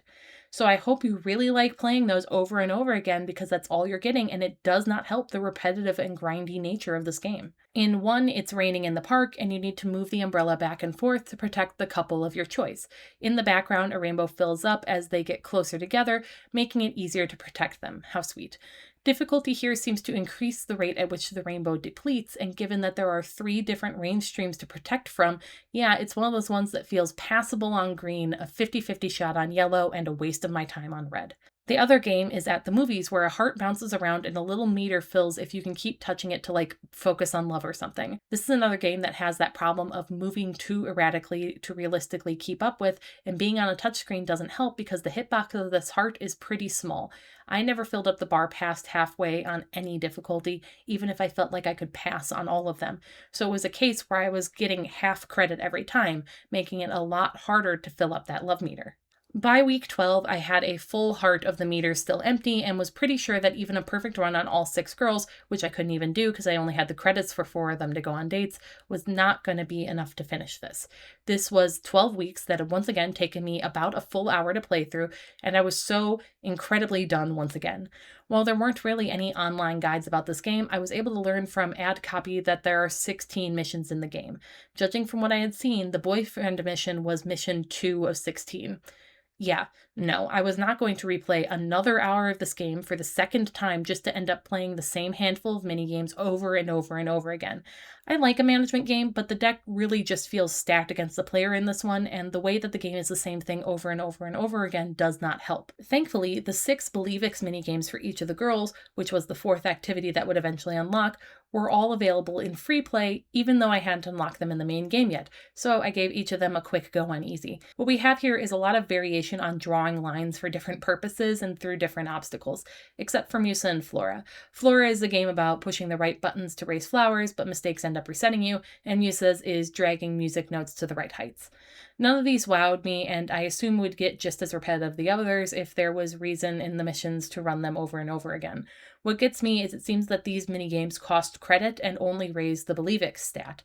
I don't know how using their powers would cost them money, so that doesn't feel like it made any sense. Also, having the 3 activities that are not work all cost money just means that you have to play those money-earning games more and more and more, which feels like it's poor balancing.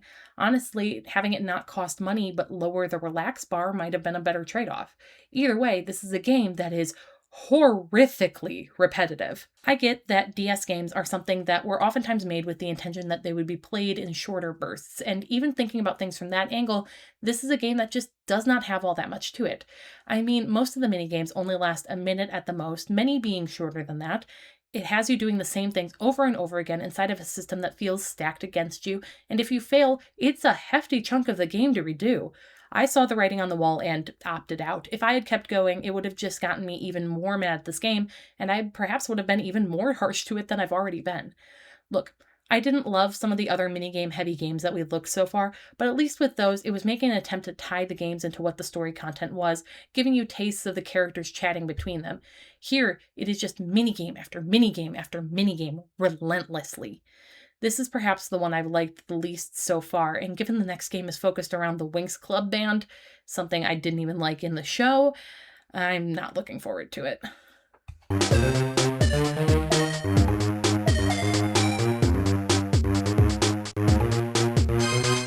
Okay, so egg on my face because I think this might have been one of the better games that I've played so far for the franchise. Shame that it only released in the EU regions. Wonder why that was. If anyone has any source on that, I'd be curious to know. Winx Rockstars is just a whole ass rhythm game. It's set like it's a side story in season 4, actually following the girls doing band activities instead of that just being something that happens entirely on a whim like in the show. At least in this game, it is treated as something that's being done with their spreading belief mission in mind. You follow the crew through a story mode where they deal with establishing themselves and then entering a music competition, dealing with sabotage from both the Black Circle guys and the lead girl of a rival band.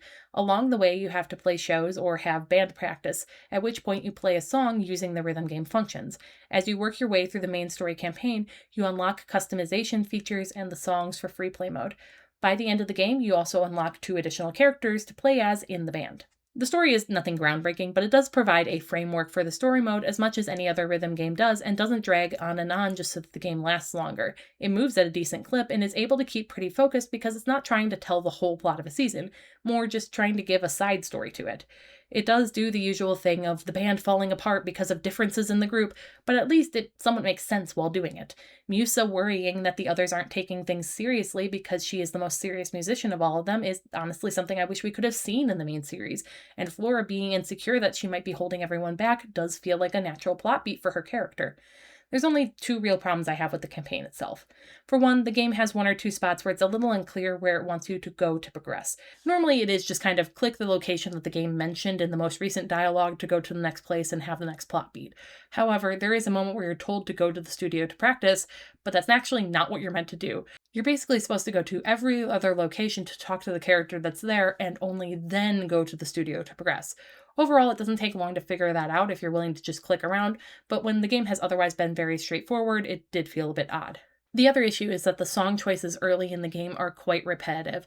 I get the game is trying to show how they've just started and don't have much of a music catalog yet, but it does make the early game quite repetitive, and was really only saved by the fact that I was able to play different instruments each time, because it wasn't like it was fluctuating a difficulty level to go along with the repetition. Each time you play a song, you get to select which character you want to play as for that song.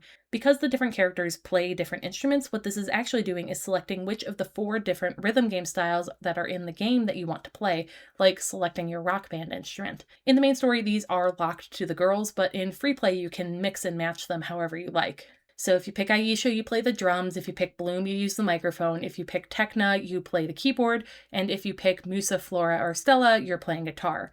As you play, you're going to naturally gravitate to the one that feels most fun to you. For my part, I ended up playing as Tekna most of the time. I dabbled with the guitar game here and there, but Tekna style was the rhythm game style that I was generally just most comfortable with.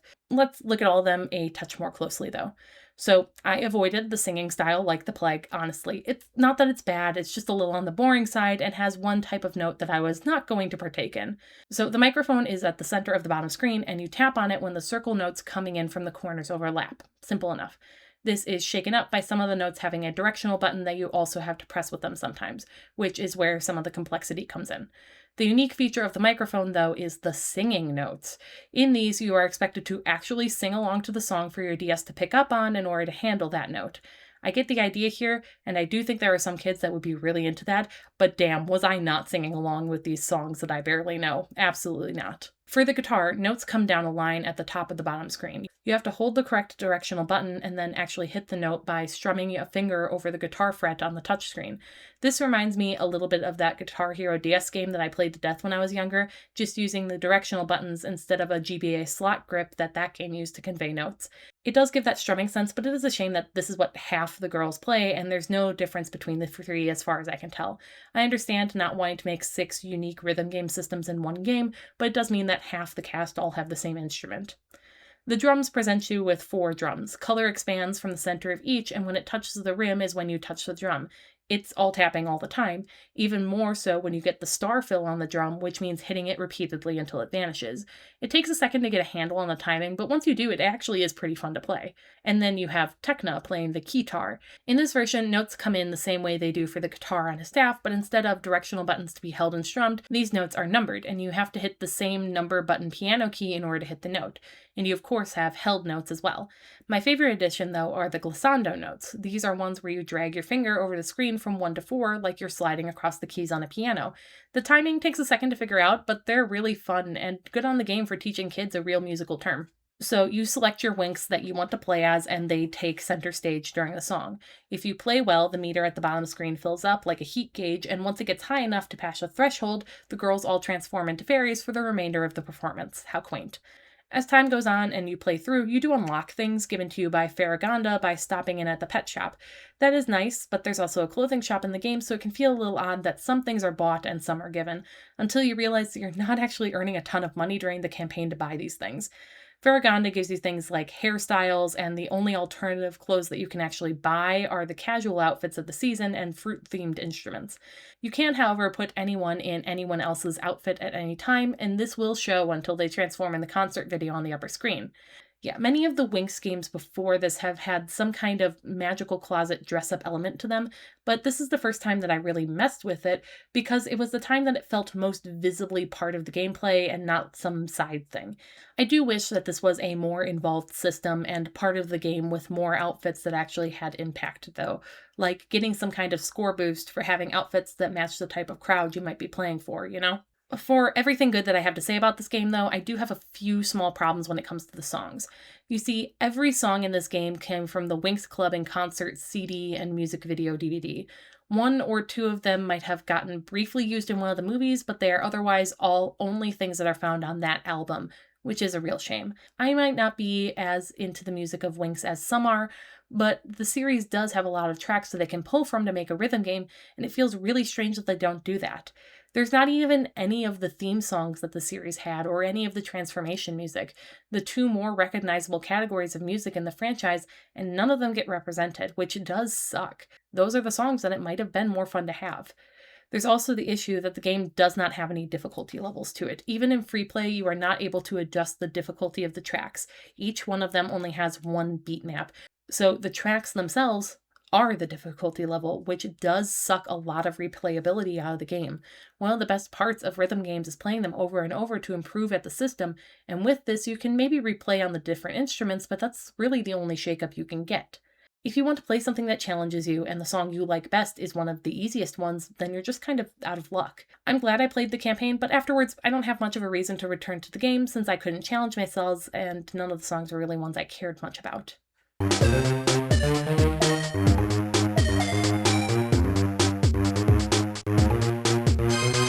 This is a baby game for babies, and yeah, there does need to be space for that in gaming. You don't throw a kid into the deep end with games. There is a place in gaming for games that are more simple and aim for a younger audience. I'm just saying that if you're a grown adult, don't bother with playing this because it's not going to do much for you. The whole conceit of the game is that you're a student at Alfea and there are parties happening there all the time.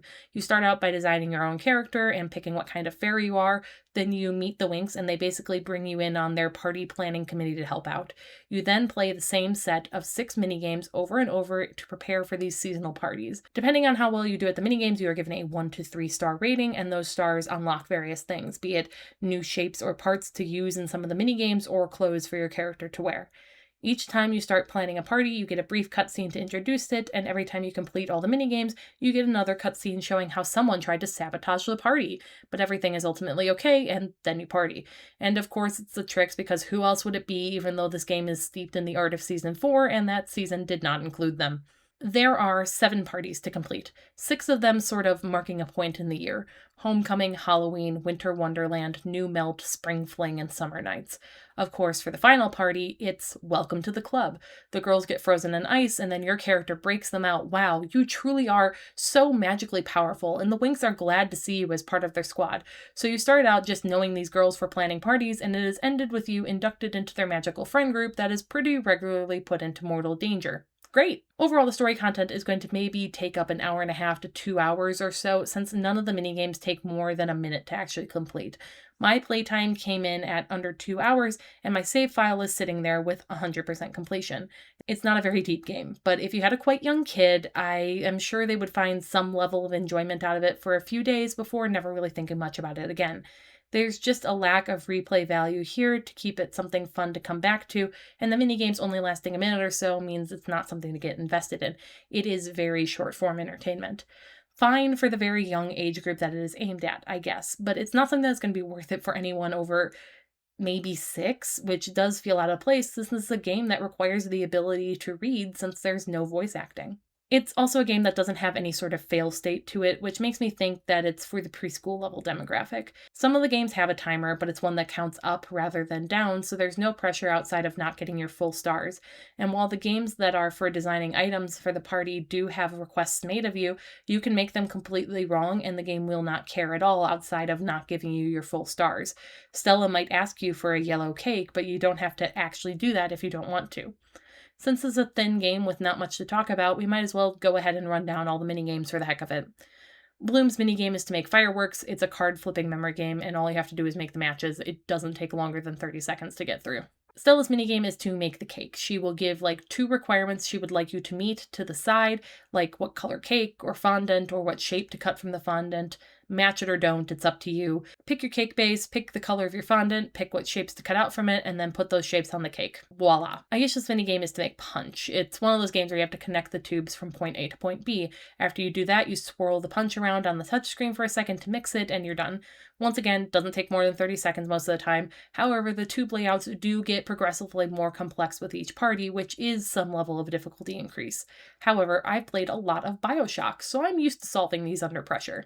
Tekna's game is to make advertising posters. It's just a digital coloring book and that's all. She gives you the ideal way she wants the poster colored, but once again, that's not something you actually have to do if you don't want to. A little hard to do. Some of the spots you need to tap to color are tiny. This is stylus work, not finger. Flora's game is to make the centerpieces. Much like Stella's, it's just picking things and placing them with a few requests off to the side. Musa's minigame is to make music for the party. Now, normally games for Musa are rhythm games, which does really pigeonhole her, sure, but when she's the music character, it does kind of seem like a no-brainer to give her the rhythm minigame. That's not the case here, even though we are making the music. Instead, we move a microphone left and right on the touchscreen in order to catch falling notes, being told at the start what to catch and what to avoid.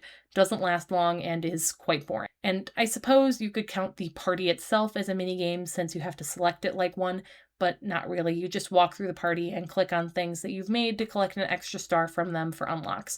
You also click on each of the Winx girls to get them dancing. This might have been interesting if their outfits or the backgrounds changed much, but that's not really the case. The Winx wear the same ball gowns every time, and while a decoration or two might be added in the background, you can tell that the parties all use the same base background, giving a very cheap feeling to the whole affair.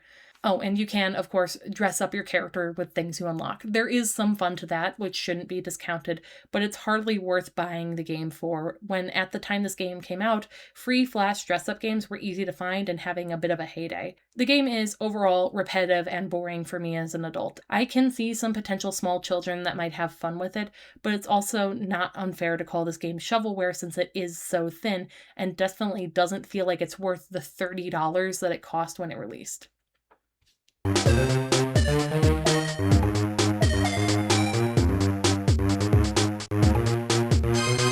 Just to be clear, I played both the DS and 3DS version of this game. I played the 3DS version to completion and played some of the DS version for the sake of gathering footage. The two games are basically identical outside of the 3DS being able to use the system's 3D feature and being at a higher resolution. After games being a pretty consistent presence for the franchise for every season, they went dormant for a hot second, skipping having anything to release for Season 5.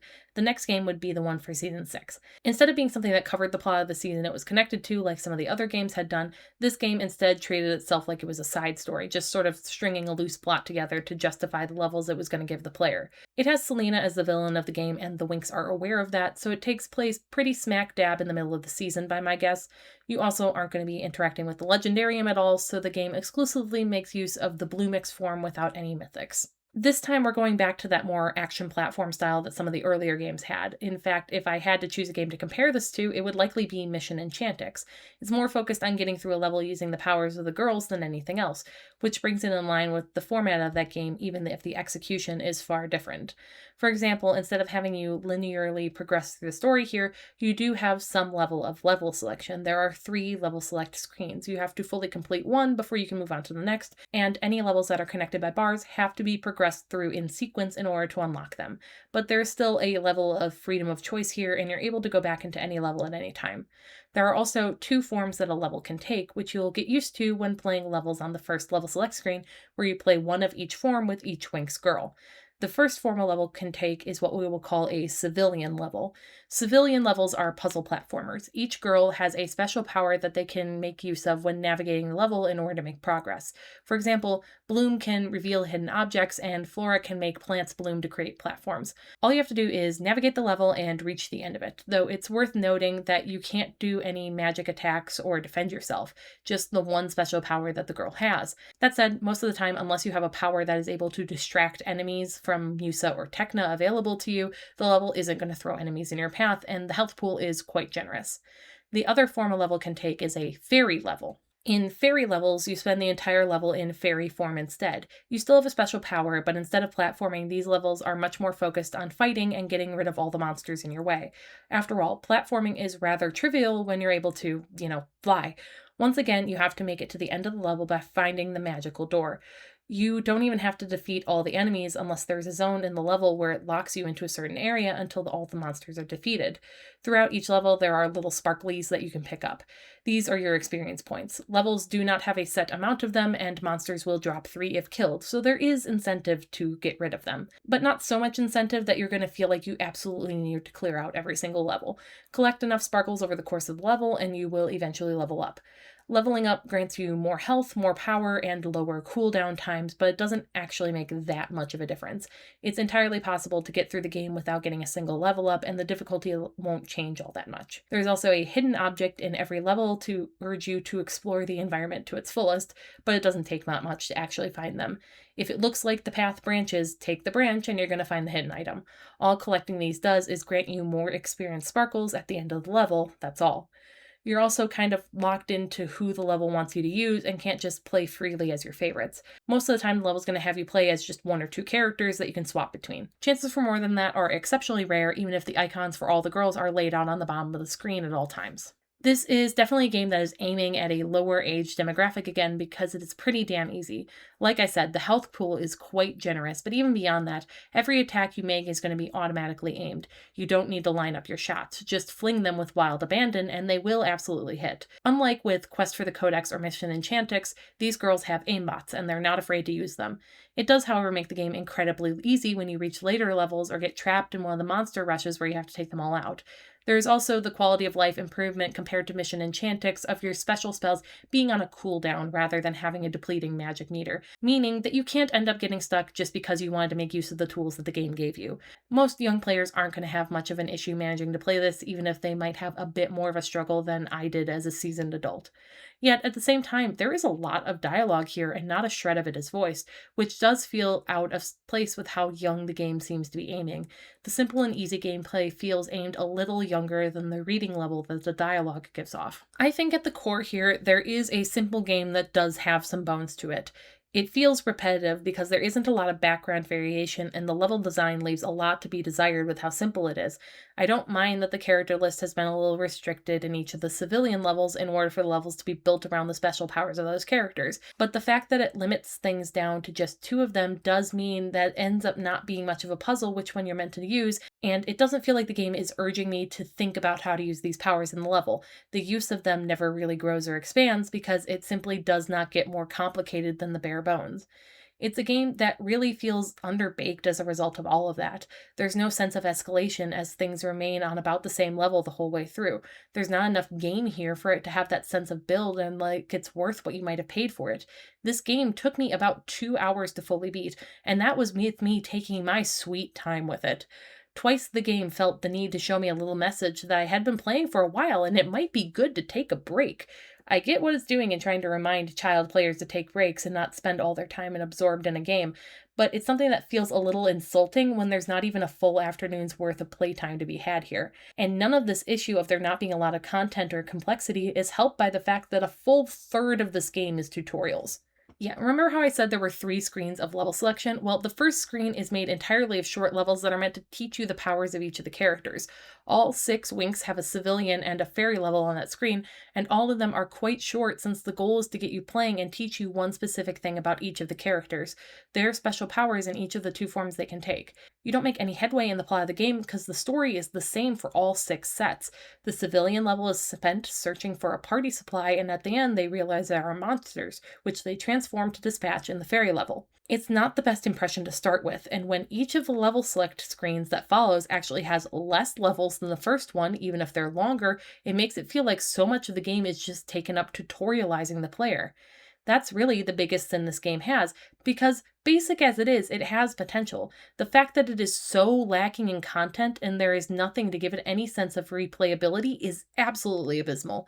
If you could pick this up for a few bucks, I don't think it's that terrible, but whenever I remember this released as a full $30 game with less than 3 hours of content, I get kind of pissed off. I'm not usually someone that likes to make the money to playtime ratio argument, since many meaningful experiences can be short.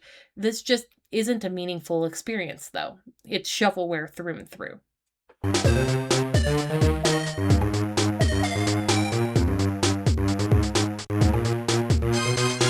Yeah, I played the Flash games too. Most of them weren't worth all that much, but I can be a lot less harsh on them because they were released completely for free online and might have been the only Winx game that some kids had access to. While these spanned the entirety of the franchise, I figured I would pile them all up here before getting into the most recent Winx game instead of trying to figure out exactly what order they came out in, and where they fit in the timeline. Most of these games are not ones that you can play on any incarnation of the Winx or Nickelodeon websites these days due to the death of Flash. However, thanks to the work and curation of a lot of dedicated people, we have the Flashpoint Archive, a huge project that preserves old Flash games and animations in a playable state and a little bit of information about them. I can't promise that this is every Winx Flash game, but it's certainly most of them.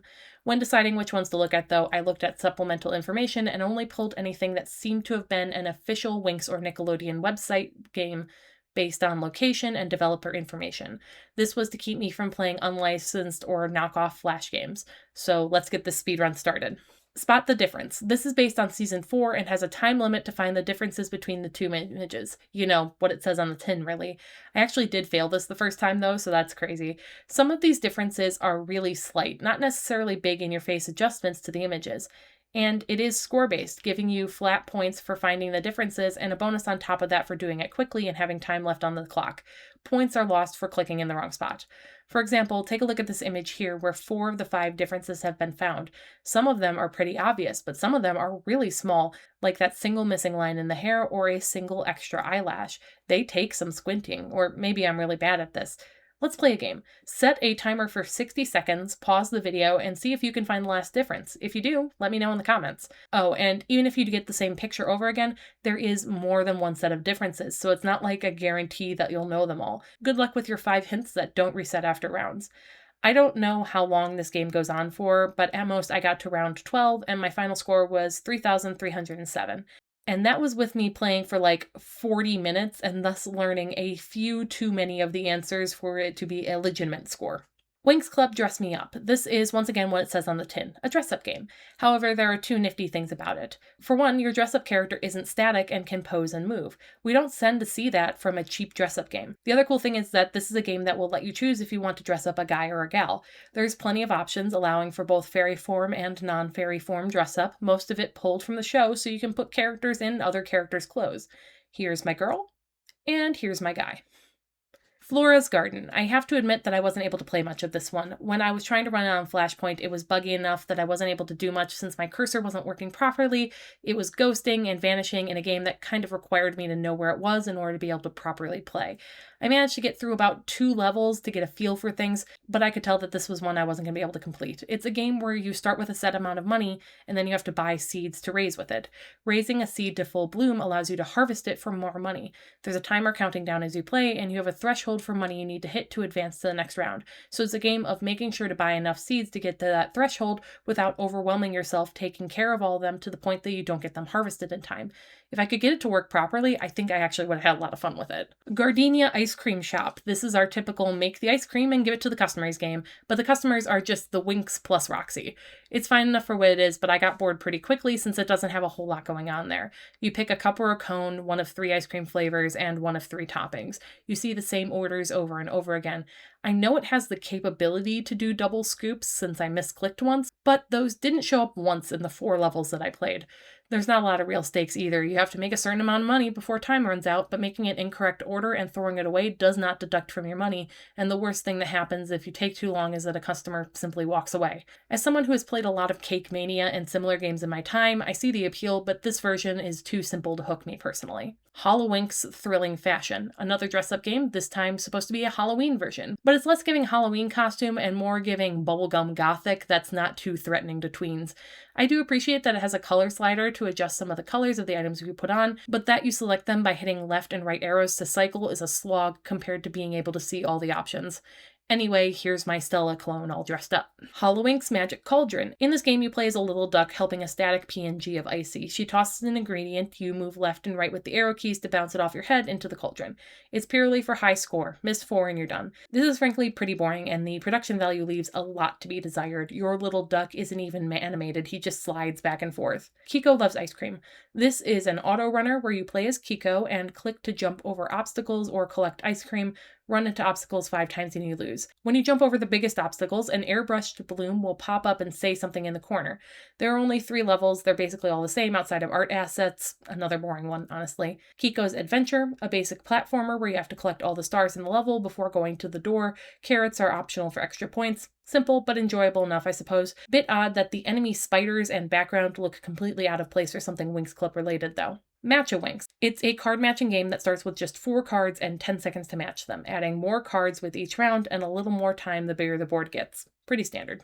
Pets Snow Ride, a downhill skiing game where you have to avoid obstacles and collect the Charmix brooches despite the fact that you're all Season 4 pets. It's pretty bad, it's just a high score game but throws a lot of obstacles in your way. It feels like it wants to be some kind of fast-paced, twitchy sledding game, but you have to hold the arrow key for half a second before it responds, and the shift from side to side is quite gradual, so unless something is mostly already in your path, you shouldn't expect to shoot off to the side to grab it. Tecna and the Lost Pets. This is a simple and straightforward match 3 game, though this time all the images are a little too similar to each other. They have different colored backgrounds, but some of those look pretty similar too, making me squint at the screen a little in order to play. Winx 100.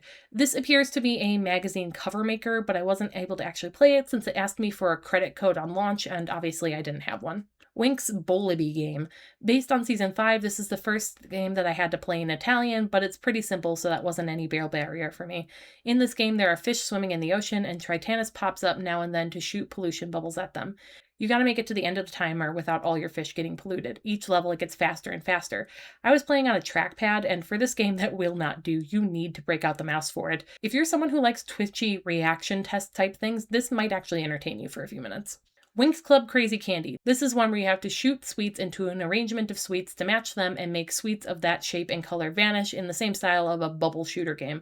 It's fun enough, I guess, but it does have a fun little twist where instead of coming down from the top of the screen, the cluster is in the middle of the screen and rotates a little whenever one of our candies hits it, allowing you to fire a few for semi-strategic repositioning. Winx Puzzle Special Edition. This is a slider puzzle. I hate slider puzzles with a passion. Moving on. Very Pretty Harmonics. This is another dress-up game, obviously focused on harmonics. However, despite the most fun feature of harmonics being the long tails of the outfits and the ribbons and all that, this is a dress-up game that focuses just on the waist up and has really limited options.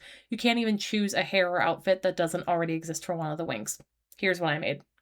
Harmonics Mission, a painfully simple game where you have to click and drag a gem through a maze with some moving elements. Touch the fish or the walls and you need to start the level over again. Feels a little overly sensitive to me, and it's not meant to play with a trackpad, that's for sure. Magic of Believix, a top-down shooting game where you have to save fairy pets and defeat the Black Circle Wizards. It's simple, but there are 2 complicating factors that actually make it a decent time. Firstly, friendly fire is on, so while all you have to do to save pets is fly into them, hitting them with your magic will make you lose double the points they're worth. There's also 7 playable characters, all the Winx plus Roxy, and they all have unique firing patterns, so you can absolutely make favorites in this game that might not be your favorite characters otherwise.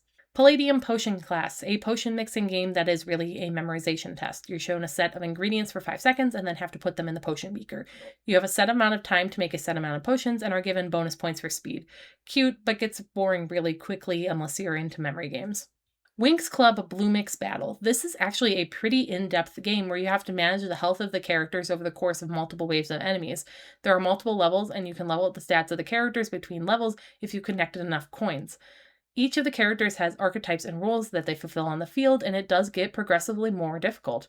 It's not without issues, though. With bigger enemies, you can lose track of your team if they're behind the monsters, which poses a problem since everything in the game is controlled through clicking and dragging. And because the whole thing is controlled with that click and drag system, as someone who plays a lot of games, it can feel overly simplistic.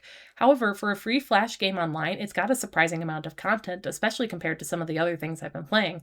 It definitely wins the award for cutest and most unique art style of everything we've looked at so far. Winx Club Magic's Mayhem. This is an interesting little game with a cute doodle-like art style that I really love. You start with only Bloom but can unlock other characters the more you play. Your chosen character then stands in the middle of a crossroads with 4 squares in each cardinal direction. Enemies come down these paths or fire attacks down them, and when they are in the square closest to you, you have to hit the arrow key in that direction. Everything moves at a pretty steady pace that you can keep track of, so the whole thing has a very rhythm game-like quality, even if it's not actually matching the music, and is really more about keeping an eye on the order of the enemies around you to hit them before they can reach you. Color Winx. It's a basic select and click to fill in coloring game. Unfortunately, it didn't play nice with Flashpoint, so my cursor kept disappearing and I can't show you a creation from it.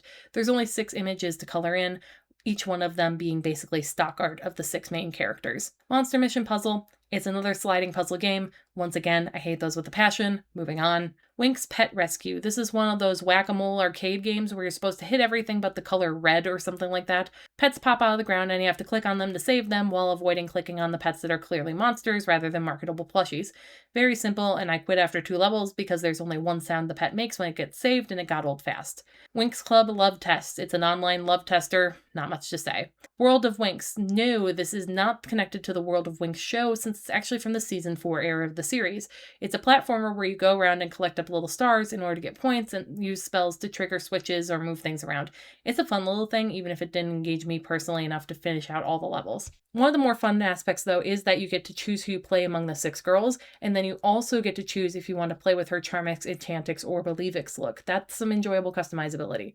Winx Club Fashion Glasses. Upload a photo of yourself and you can customize garish glasses on top of it. Boring and ugly. Dress Her Up. An extremely simple dress-up game where you can dress up 4 out of the 6 girls. Yeah, Tekna and Musa aren't available in this one.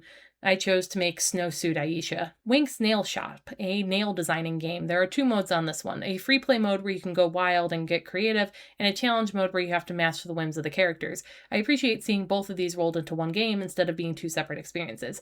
Sadly, the version available on Flashpoint has that issue of the ghosting cursor disappearing, so I wasn't able to make much headway with it.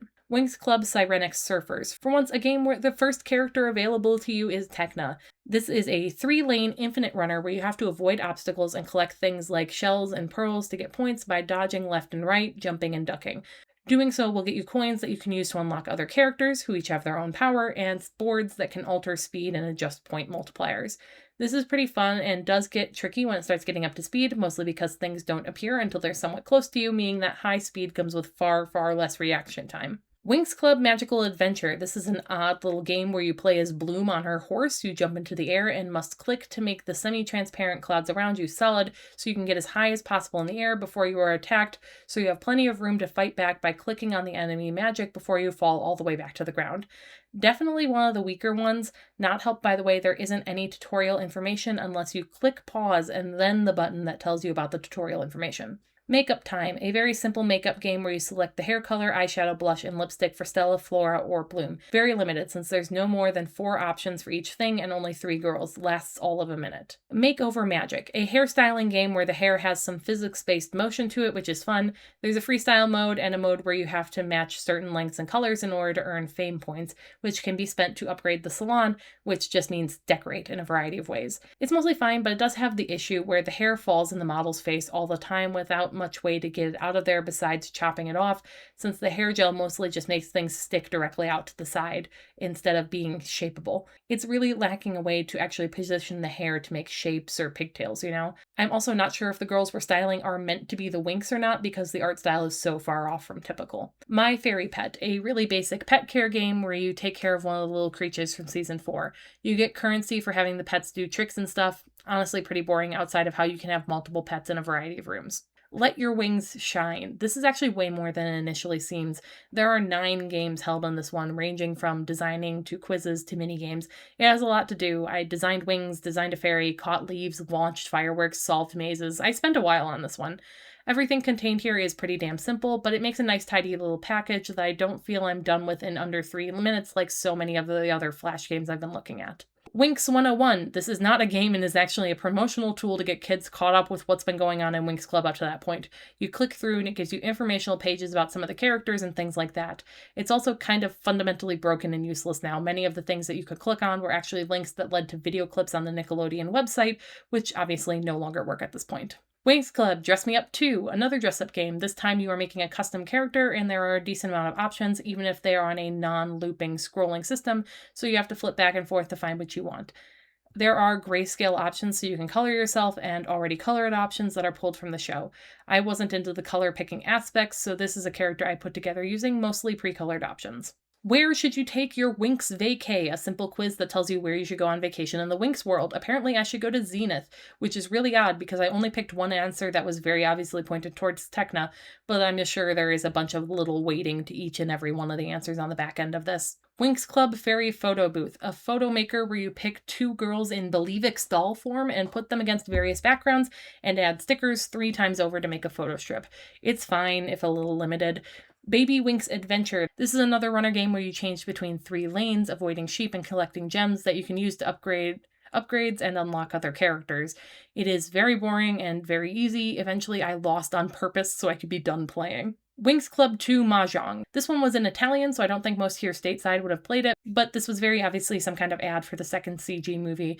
Very basic stacked Mahjong tile matching game that you've seen in plenty of other places online. It's clearly a quick and dirty job. I mean, it doesn't even have music. Winx Club 2 Trova le Differenze. Just like the last one, it's a quick and easy ad for the second movie in Italian. Once again, this is Spot the Difference where the differences are very tiny, but at least this time there's no time limit, so you can take as much time as you need to search for them. Feel free to pause the video and do it now. Winx Club e-card. This is a postcard maker with a bunch of different options, though it's one of those cases where you're scrolling through them only, not able to place any specific details down for yourself. If nothing else, it let me make this apology card. I'm sure a Winx Club character softens the blow for bad news.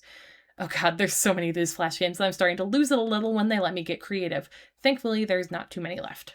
Winx Club Love and Pet. This is one of those matching games where you have to connect a line of things that match rather than just put ones that match together. Fairly simple with a get the score in this many turns structure. I didn't make it very far since I've played 100 of these and this one lacked some of the bells and whistles that I prefer, but it definitely had a decently long campaign from the looks of the map. Winx Club Match Magic, just like with the last one, a whole lengthy trail of levels to play, but this is one of your more common match 3 type games where you have to swap tiles to line things up. The only difference here being that instead of moving a single piece, it's one where you shift the entire row from side to side or up and down, which does give some more combo potential, though once again, I didn't play more than a few levels. Winx Club Spot the Difference, yet another Spot the Difference game with very minute differences. The only differences between this game and the others is it makes you drag the picture around to look at the whole thing, which makes it harder to do since you don't have the full picture to look at. Winx Magic Memory, a card flipping minigame where there are 30 levels. The first level has just 2 cards, and as you go, the cards are arranged in different ways and increase in number to keep getting harder. It even keeps track of how many flip attempts each level took you and rewards 1 to 3 stars based on that. The stars are purely for bragging rights since there isn't any reward for getting a certain number of them. Winx Dress Up, another dress up game, this one from the Season 7 era using fashions related to it. It is perhaps the worst one because there are a ton of different options and you can't actually see all of them. Your only way to look at things is to click on the button that changes things. If you rapid click and overshoot, you're going all the way back around again because there's no back button. I dressed up Bloom. The system was so frustrating that this was the least effort that I put into any of the dress up games I played for this.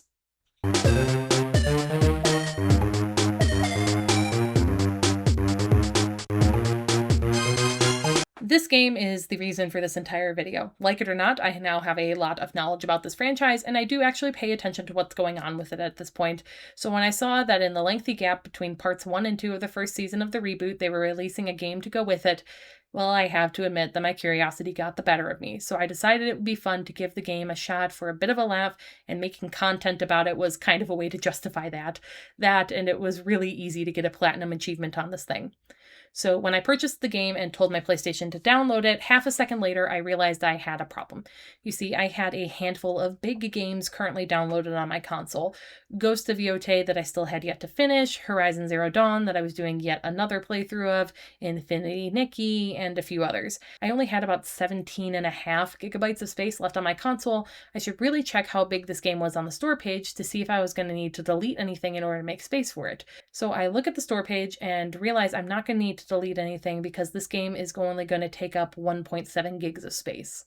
Okay, I know that data compression can get pretty crazy these days and all, but seeing that, I immediately went, oh, this game's not going to be super big, is it? Like, I was not expecting a behemoth of an open world or anything. Obviously, I had no reason to, but it still felt like quite a tiny size. That was smaller than some of the other things I had on various consoles or my computer, so I had to wonder just how much was going to be in this game. The answer is that there isn't a ton here, and perhaps I should have expected that at this point, but it didn't stop this from being a somewhat middling experience, and being a middling experience actually places it decently high on the Winx pack, unfortunately. Let me be clear. I understand there is only a certain level to which you can take things when you're making a game for kids. It's going to have to be simpler and easier. I'm not talking about family games, which are something more targeted at an all ages audience, but games specifically for kids.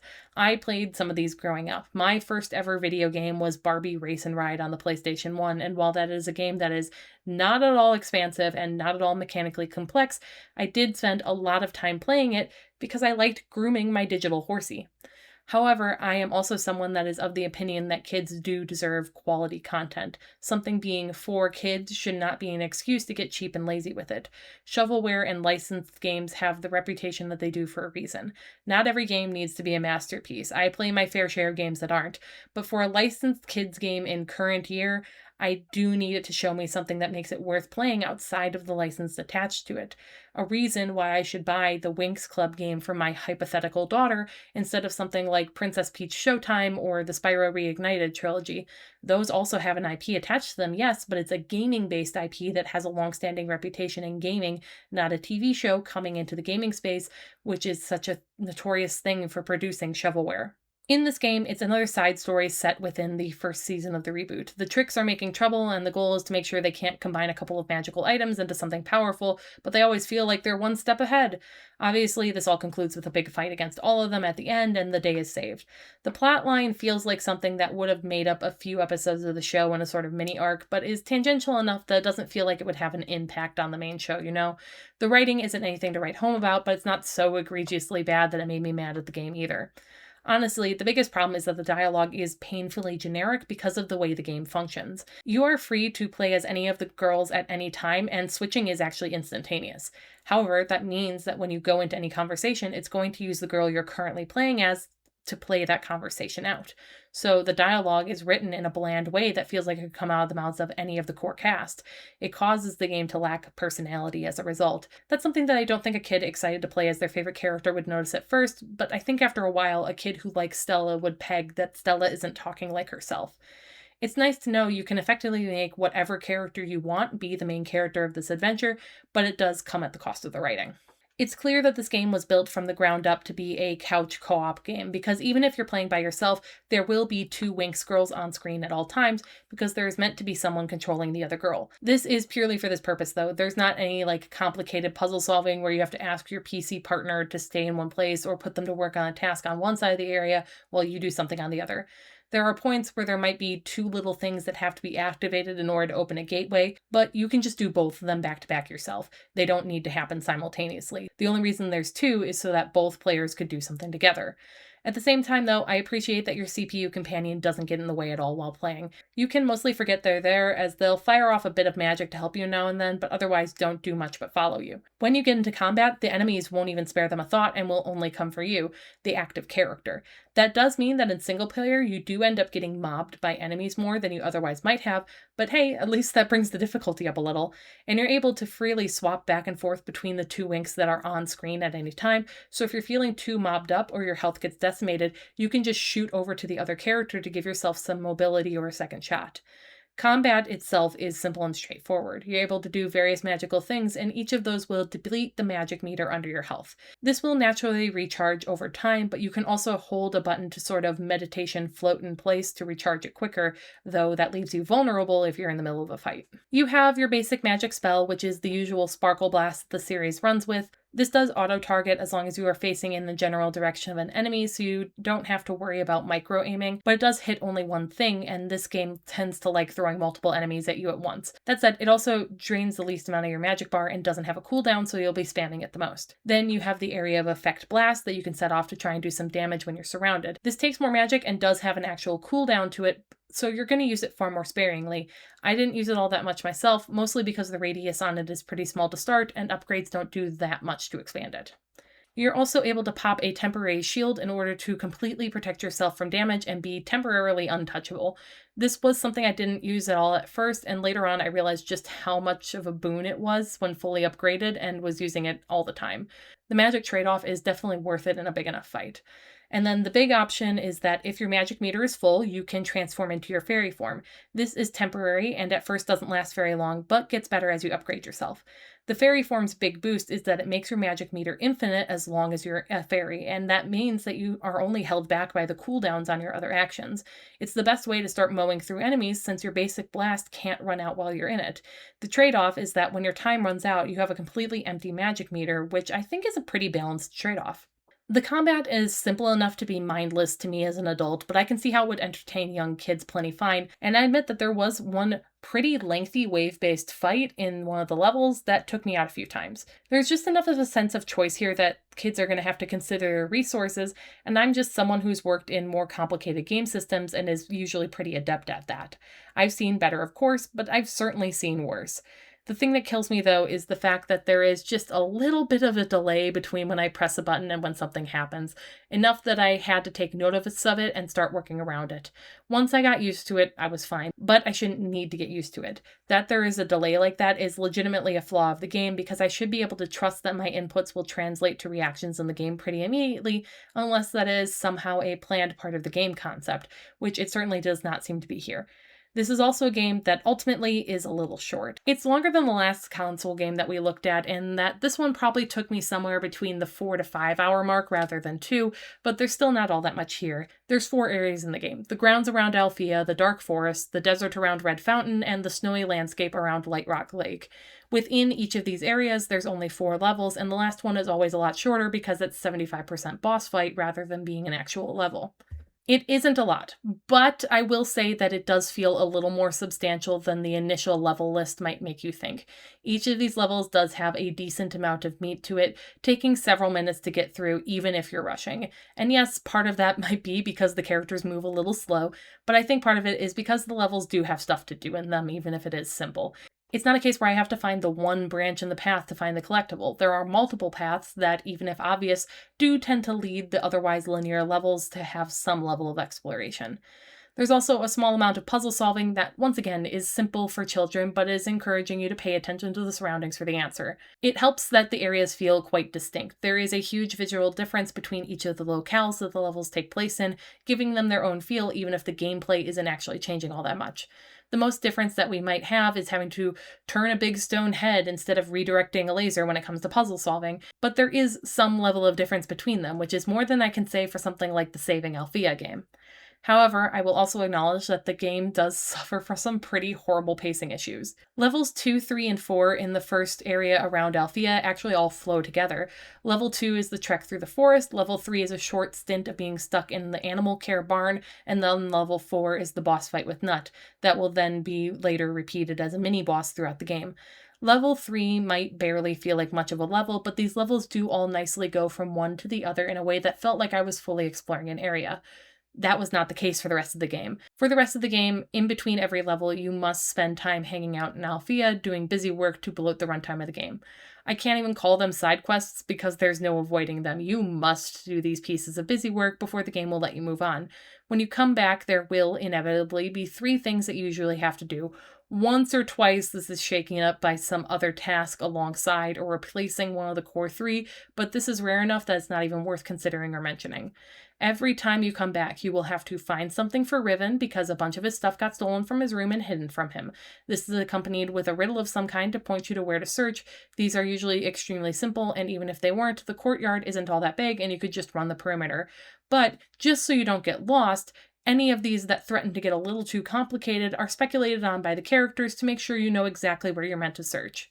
Every time you come back, there will also be a girl named Nara hanging out in the quad, and this girl is just going to keep losing her damn pet frogs. I'm not kidding. You will have to search for her frogs over and over and over again, and it gets more and more annoying every single time. Once you finish with whatever tasks the game has for you, you then got to talk to Farragonda so she can give you context for where you're going and send you off on your mission. Though you're not actually allowed to leave until you talk to Rose, because she will inevitably have some rare plant that can be found where you're going, and you need to be told about it to justify picking it up in one of the level's collectibles. Bit odd to do that when you have the easy justification of Flora being a plant girly, but okay. All of these happening basically the exact same way every time feels like complete padding, and Alfea feels like a set because there's no exploring beyond the open quad. You can't go up to the dorm room to hang out. The only time that you can go indoors is through the front doors of the school to step right into the simulator room.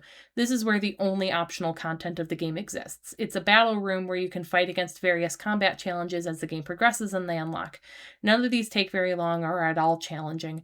They also don't give you anything outside of a little check to show that you've done them. Even completing every single one gets you just an achievement. Honestly, nothing that you collect in the levels is worth much at all or rewards you with anything. There's a tracker when you're looking at the level select of things you have to find for the level to be considered 100% completed, but only one of them has any satisfaction to it. You collect the plants for Rose, but you can't even talk to her or give them to her to get a reaction or thanks when you come back, so it does end up feeling like she's just constantly demanding things from you without even a shred of thanks. There's chests to open, but these just give gem currency, and the only thing to spend that on is upgrades. Unfortunately, the upgrades are mostly just power boosts or timer lengthening, and that's all. So they're not even all that interesting, even if they're nice to have. They also unlock alongside levels, so even if you're completely flush with gems because you've been opening every chest, you're not allowed to buy any of them before the game says you're allowed to. There's also stickers in the levels to collect, and those kind of annoy me a little. They're very obviously more trading card than sticker, and the art on them is blatantly just screen caps from the show where there was a chance to do more interesting art there. But they really piss me off because they're called stickers, and there's no ability to stick them on anything. They just live on a book in the hub if you want to look at them. It would be one thing if you could stick them to screenshots or selfies or anything like that, but these stickers have no stick. Call them what they are. They're photo cards. And no, before you ask, there's not any kind of reward for getting them all, just an achievement if you're playing on a platform that has those. The only thing that is even a little satisfying to collect is the statues. These are also just to pick up in the levels, but at least when you get these, they are added as statues in the side wings of the hub, which feels like a more visible sense of having collected things than when the stickers get put in a book. Honestly, I don't think the levels themselves are overall a terrible game if I take a step back and look at this through the lens of the child audience it's made for. Too simple for me, obviously, but it also wasn't made for me. The biggest thing that holds this game back is that there's just a huge sense of cheapness that surrounds it. You can tell a lot of what was done here was done to conserve time or effort. Assets are reused constantly throughout the game, and visuals are very flat. Those stickers are just screenshots from the show instead of investing in some bespoke art. Menus are flat graphics that don't reflect the franchise's style. There's no rewards for doing anything you might complete because that would take effort to add.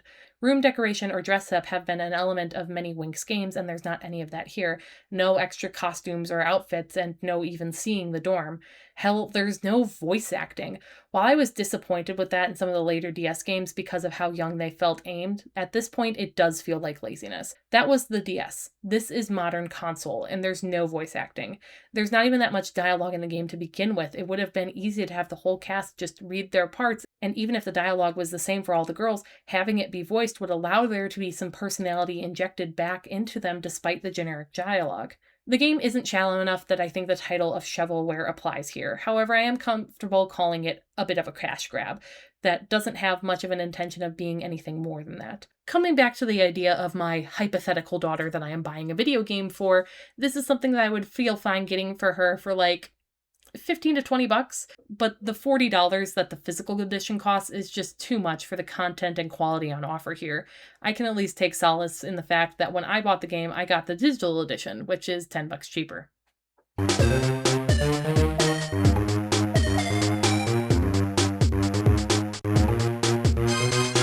Overall, I think that just like the main series, Winx games are a whole bunch of ups and downs that averages out to okay at the best of times and pretty damn bad at the worst. But I know you people, you want these damn things ranked, don't you? An arbitrary number assigned to them instead of the 34,000 words that I've already spent talking about these games. Fine, I'll do it, but we're not including the Flash games for obvious reasons, and we're not counting the 2 diary games because those don't really suit being ranked against everything else. And once again, as always, this is my opinion. This is how I personally rank them. If you want to order them differently, have at it, have fun. Let's take it worst to best. 11th place, Magical Fairy Party. Just not worth playing at all if you're more than 5 years old. Boring and repetitive. 10th place, Believix and You. Also boring and repetitive, but at least it was trying to capture the story of that season, and it has a few more minigames than Magical Fairy Party. 9th place, Saving Alfea. It just doesn't rise above that shovelware feeling because of the lack of content. 8th place, Quest for the Codex GBA. Incredibly repetitive, but at least it was trying to cover the story of the season. 7th place, Quest for the Codex DS. Added a little more variety in the games and had less games that were frustrating than Quest of the Codex GBA, putting it in that spot. 6th place, Winx Club for Game Boy Advance. I just think that there were too many little frustrations that built up over the course of playing it, and I think there are better experiences that came after. 5th place, Join the Club. A fun game that I did enjoy a lot of aspects of, but it's held back by the fact that it doesn't have that element of trying to actually convey the story of the season, and the fact that it is kind of difficult to get working today unless you're willing to shell out a little bit. 4th place, Winx Club The Magic is Back, the most recent game. I know that I had complaints about it, but at the very least, it is a more full gaming experience than something that is just a series of mini games that you play over and over. 3rd place, Winx Club for PC. It's old and it has not aged the best in some respects, but I do think that it very much encapsulates the feeling of the first season. 2nd place, Rockstars. This was a bit of a surprise and a delight. I may lament the lack of variety in the music, but I still had a fun time playing it. And personally, I give first place to Mission Enchantix. I have problems with it, but my problems are fewer than some of the other games. It tells the story of the season and does well to integrate the gameplay mechanics with the Enchantix power-ups, which I always appreciated. But that's it. All the games done. Thank you so much for watching and listening to me yap about them for so long. Once again, this is something that was supposed to be a small video and then it spiraled out of control. And now we have to do the whole like and subscribe rigmarole, so if you could all do that, that'd be great. I also have a Patreon if you want to support me more directly, but obviously don't feel obligated. I've been Mel, and thank you so much for letting me info dump at you.